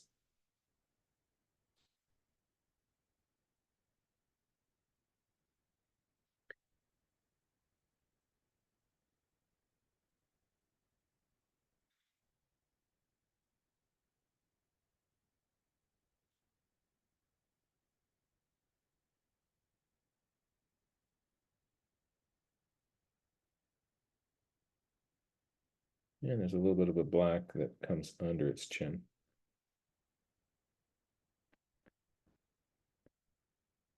Hey, Jack, just a quick time check that we're about 1 minute from the end.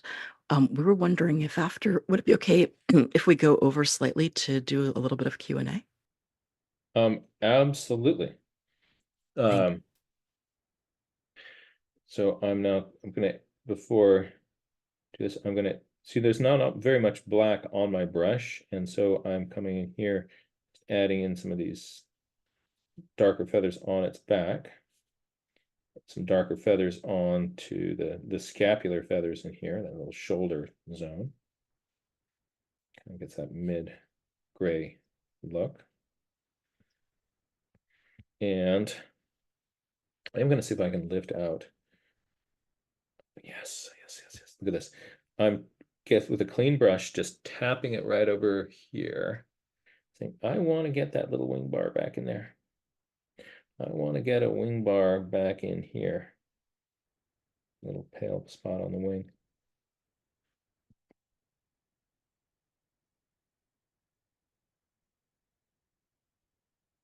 I'll that more in a moment. So then while this is drying, this little birdie is looking pretty good, but you notice that it doesn't look really fluffy, feathery. So that's where I am going to admit that I'm a mixed media artist. That means that I like to combine all sorts of different things. Say hello to my little friend. This is a Prismacolor white pencil. And look at how much fun you can have with it. When I do this, the big trick with putting pencil on top of your drawings is you want to make sure your drawing is dry. So either put it out in the sunbeam for a moment, or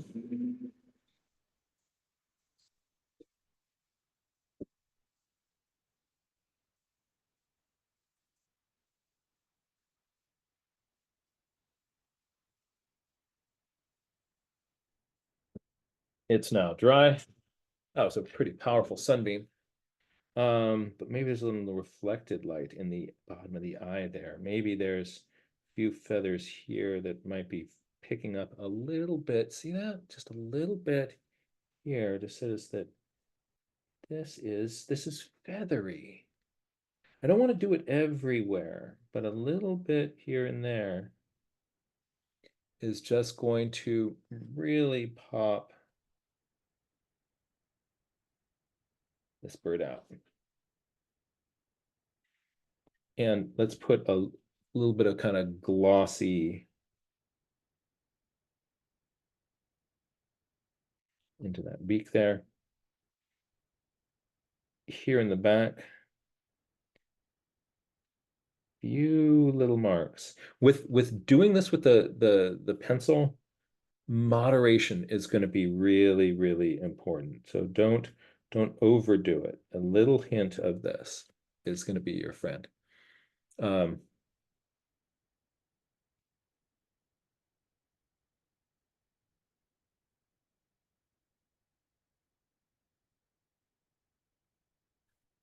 Just letting folks know, we're slightly over time, which is fine because we're having such a great time right now.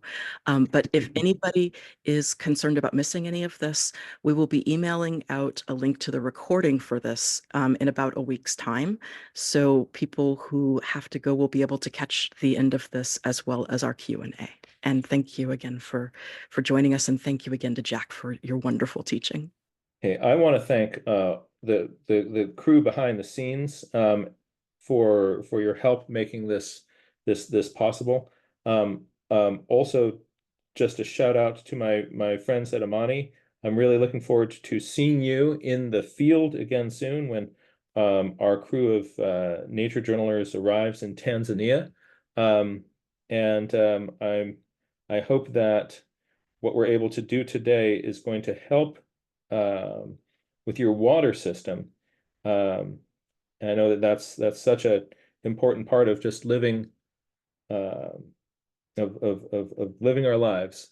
And I'm really delighted and grateful to our community here at Wild Wonder for your generosity, making it possible to for us to help in this way. Thank you, folks, so much for Oh, you're a little off the screen. Sorry, I didn't mean to interrupt you while you were saying that. Sorry. Yeah. So I'm really grateful to the people here in this community for helping us be able to be of support to Amani in this way. So you see just a few of these little marks does a ton for making it. This kind of pencil is the fluffamatic, and it just sort of makes all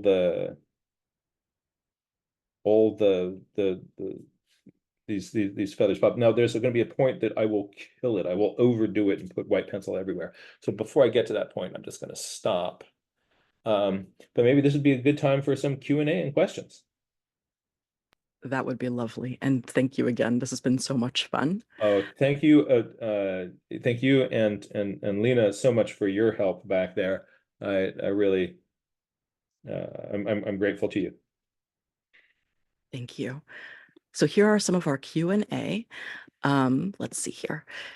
Sandra asks that she is seeing a water blossom at the end of each line that she paints. Are there any tips that you might have for avoiding that? Yes. So that's a really great point. So sometimes what we'll see is let's we can replicate this here. All right, so I'm coming along here and I paint, and there is water here where my brush tip is, and I take that off, and then that water kind of wants to slosh back in there. So I'm pulling my water with me, and then I take my brush off and see, yeah, that little glob right in there. So that's our little, I think we're talking about the same thing. Please let me know in the chat if that is the case. If there's part of your line that feels that you've got like too much of a glob in there, then one way of handling that is like, let's say I didn't want this glob here, is I can get a clean thirsty brush and I can pick that up. So either at your start or your finish. So you have now picked up paint into my brush here. I'm going to I'll probably get a good water glob on here. Let's see if I can do that.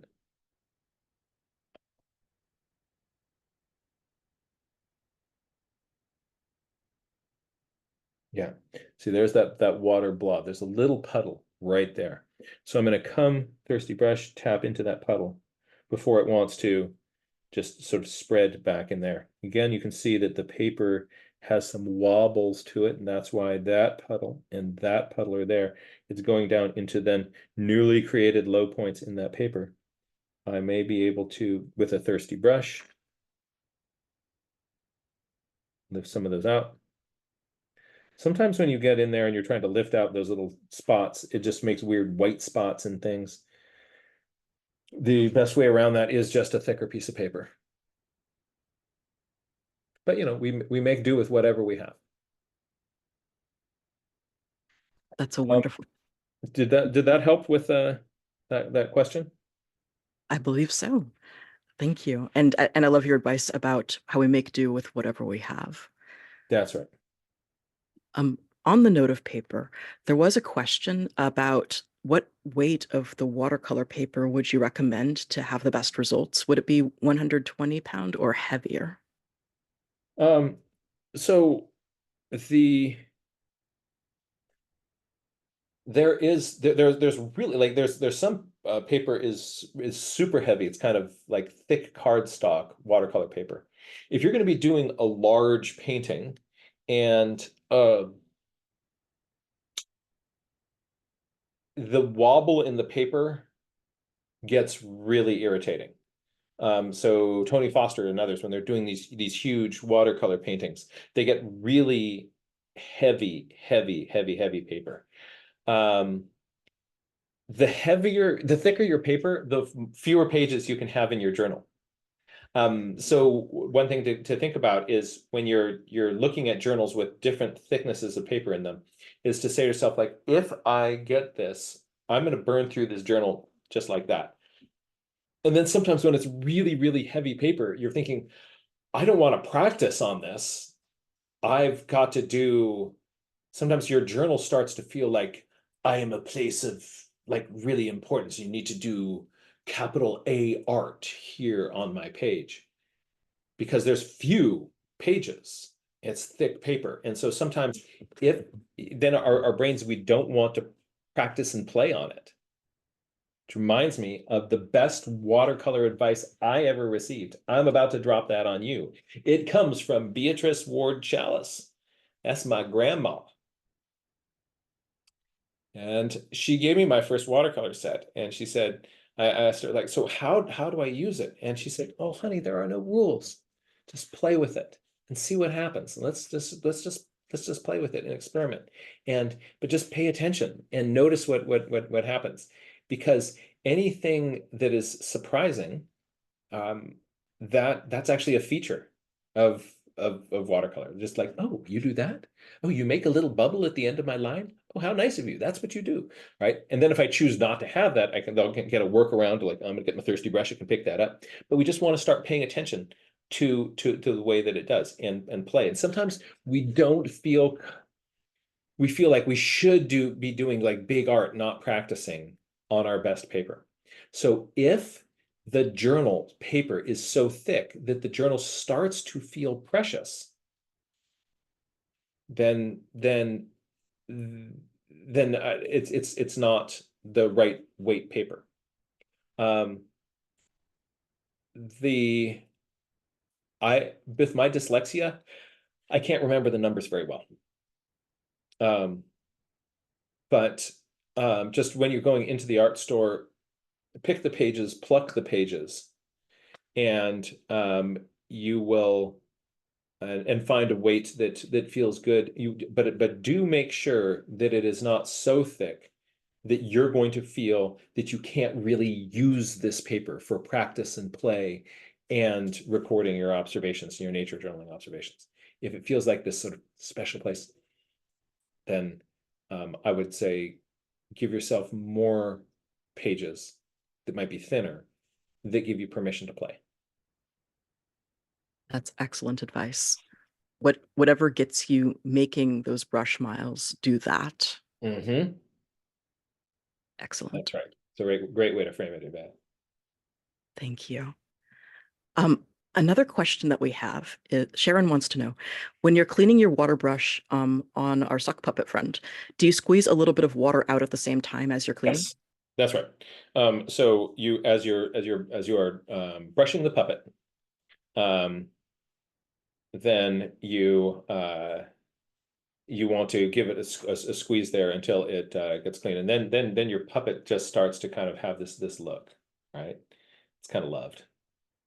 The other great thing about sock puppets is that if there's a kid on the plane behind you who is upset and crying, if you just are sitting in your seat and you kind of do this over the back of the seat and have it be surprised and then disappear, it changes the mood. So sock puppets, we need more of them. I love that. That just captures the generous spirit of not only nature journaling, but just improving the community around you with that kind of gentleness and humor. It's so And fun. sock puppets. Yes, and sock puppets. Um, okay, so on the question of cleaning again, how often do you clean your palette? So I will probably not ever clean this palette. It just continuously changes because I've got these little zones. With something like this is a system that is feeling a little bit more clunky for me. I don't have all my zones kind of figured out in this, nor is the color selection exactly what I would kind of go for. I might end up having to clean something like this more. What artist Tony Foster does is he just has a lid of a Tupperware container. He keeps a lot of some tools in a little Tupperware container and just opens that up as the lid, which means that you then have even a bigger mixing area.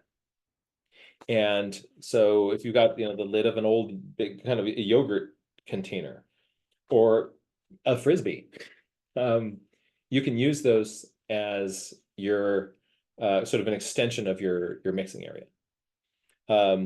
So I would probably, if you can get to the point where you have a system that, these play here, these play here, these play here, these play here, with this number of mixing areas, I find I don't have to ever clean out this palette. Because let's say you go into, I was in Valley of Fire. Isn't that a cool name? Valley of Fire. It is a Nevada state park. Spectacular place. And as I started to paint there, I was mixing up colors of the palette of the landscape around me. They then dry on my palette, and then the next time I open this up, there's some puddles of dried Valley of Fire color that are just waiting for me here. And so I dip into those and start to use them up. Next, I'm in Zion and I'm looking around and go like, it's a different palette here. So I'm starting to kind of bring some of those colors into my palette. And then as I'm doing more paintings in Zion, there are these sort of pre-mixed Zion colors. So you will find as you go around in different environments have their own palette of colors. That actually is a great thing to do in your nature journal. If you think like, I feel overwhelmed about doing a watercolor painting of this place, just make a series of blotches down the side of a piece of paper that are the palette of the place. You don't need to have any details, but like, here's the color of the aspen trees. Here's the color of the bedrock. Here's the color of the sky. Here's the color that I'm seeing reflected in the lakes, and just a few little blotches of color. And that can do a lot to help you practice mixing colors. It can also do a lot just to kind of get the palette of that place down on your palette. and it's fun to do, and it's kind of a low stress way of starting to also just break a page in with watercolor. That's an excellent suggestion. Any of those things that make watercoloring more accessible to people at all levels, so that way watercoloring doesn't have to be this big stressful thing. Like Jack was saying earlier, you just play with it. Yeah. What a wonderful suggestion. Do we have time for one more question? Because you've been very kind to us with your time. Would it be okay if we have? Oh, absolutely. Absolutely. I'm here for you. So would love to take one more question. And I'm sorry if we didn't we're able to get to everybody's questions. Want to encourage people to join Ivea and myself on Thursdays. We might be able to kind of answer other questions in some of our Thursday workshops that people might be having. You also, if you kind of go away and you play with this for a while, and you start to kind of run into some puzzles with it, or strategies that work, I encourage you to show up in one of those sessions and share those either questions or new discoveries. And that's that we'd love to see you there to continue this conversation. Don't let it feel, intimidating. And also, if it's not your thing, that's okay. If you love doing stuff in colored pencils are great. It's not about, there is no like, but don't think that you're supposed to be doing watercolor in the field if that doesn't prime your pump. Absolutely. Thank you, Jack. And here is our final question. Carol and Steph have similar questions, so I'm going to combine them. Hi, Carol. Hi, Steph. Do you have any recommendations for getting a strong saturated color on your brush? Carol has a bit of trouble getting a strong color and like loading the brush despite using the artist pigments. And Steph's question is, how do you create colors without using too much water? Because all of her mixed colors seem to have too much water when she goes to use them to paint. Yeah. Different paint brands work in different ways. I love Daniel Smith paints, their artist colors. And you'll find that there are some colors on your palette that are not dense, rich, saturated colors. An example.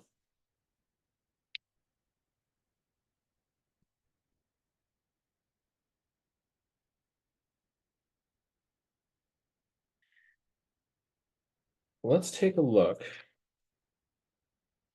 at, let's see here. So here is this blue color. I kind of get my brush and I wiggle it around, and it makes that very pale, not very saturated blue. That was a bunch of little mixing in there. That is manganese blue hue. Manganese blue hue is, no matter what you do, it will look anemic. Very similar color right next to it, that if I kind of give it a little squizzle around, oh my goodness, look at that. That same amount of squizzling, and I'm getting this. This color here, when diluted, ends up making a color that is very similar to manganese blue hue. They're both a really lovely cyan.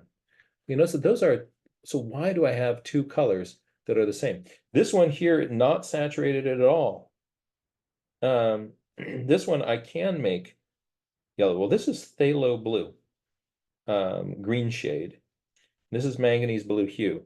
The thing that's neat about manganese blue hue is that if I'm painting a sky and I've got a bunch of this going on, I'm going to put a little bit more of that in it, right? So there's a sky that's going on, and I can just paint this paint down and then take a clean, thirsty brush, and I can create clouds back into it. It doesn't stain the paper. And it just comes right out like a champ. clean my brush, give it a stroke, clean my brush, give it a stroke, clean my brush, give it a stroke.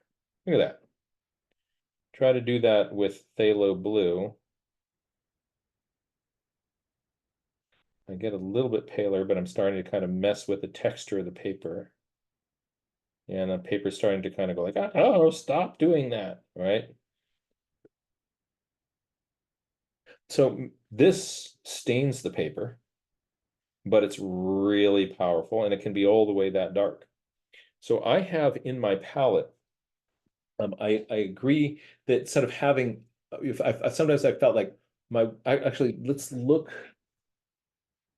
through, not you, there's a bunch of the watercolors in this journal. This was in 2000. Remember we thought all the computers would stop working? Like Y2K.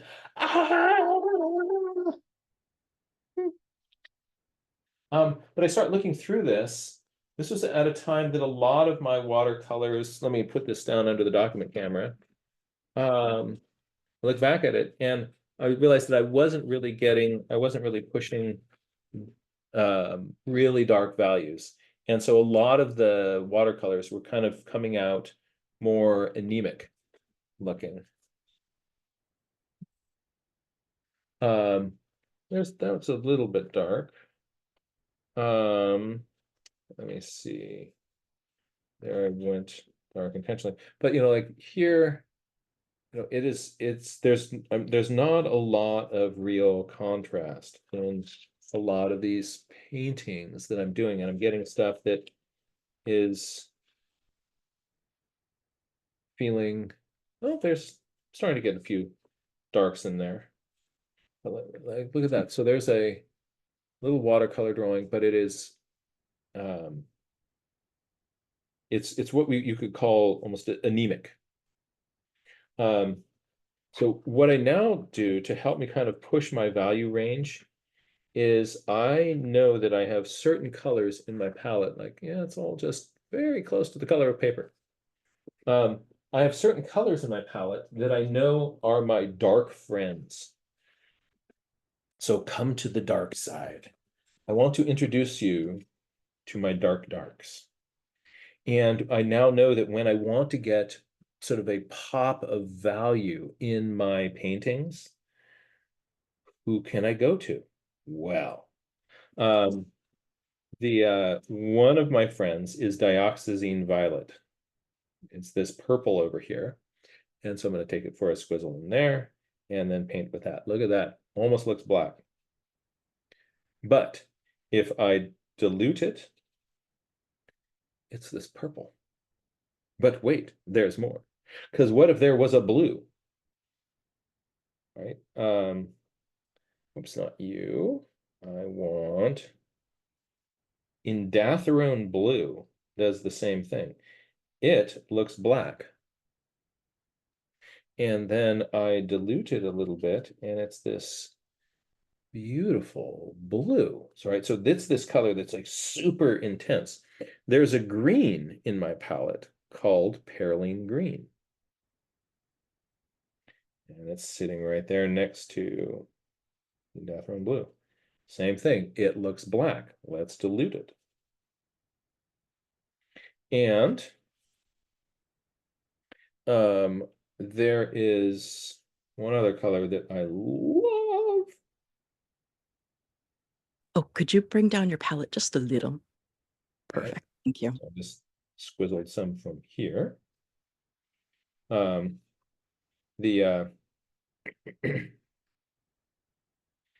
put down some of this. So here is this other thing. It looks black. And if I dilute it, it's this purpley brown. That's Bloodstone Genuine, Daniel Smith. So I have a few colors, dioxazine violet, Indathrone blue, perylene green, and Bloodstone Genuine, that I know I can go to those and I can pop those dark values. So like you get yourself some of those colors in your palette, you're like, oh, I can make my darks really, really dark. And because the value ends up being really important in making our watercolors work. There's a saying that is really, really true. And that is that value does all the work and color gets all the credit. So if you do a painting and it looks like whatever you're trying to do, it's because you got your values right. It turns out getting the exact color, because you think about colors, as the sun moves to different positions through the sky, colors around us are totally constantly changing. And you can look at a black and white photograph and totally resolve it and go like, I absolutely understand what's going on in this picture. You put a little bit of color into those, and people, if the values are right, people will go like, oh, yeah, that I totally see the landscape like that. I understand. And our brains will then take whatever colors we're seeing and the brain then says, okay, that must have been in this kind of light. You know, your brains actually do some really weird behind the scenes, out of your awareness processing, where you look at the colors that you see, and then you make assumptions about how that could work in and you will make up a light source that will make that work. So you actually get lots of flexibility matching the colors. More important, match the values. Like the whole kind of your brain processing the lighting environment. That's why that whole blue dress, white dress thing, remember when that was kind of going around on the internet, right? That was all about what assumptions you had about what the color of the light source was. And they both look like dresses. Like, is it a blue dress with black trim? Is it a white dress with gold trim? Well, it just depends on what your assumptions are about the light. Turns out it was a black dress. I mean, a blue dress with black trim.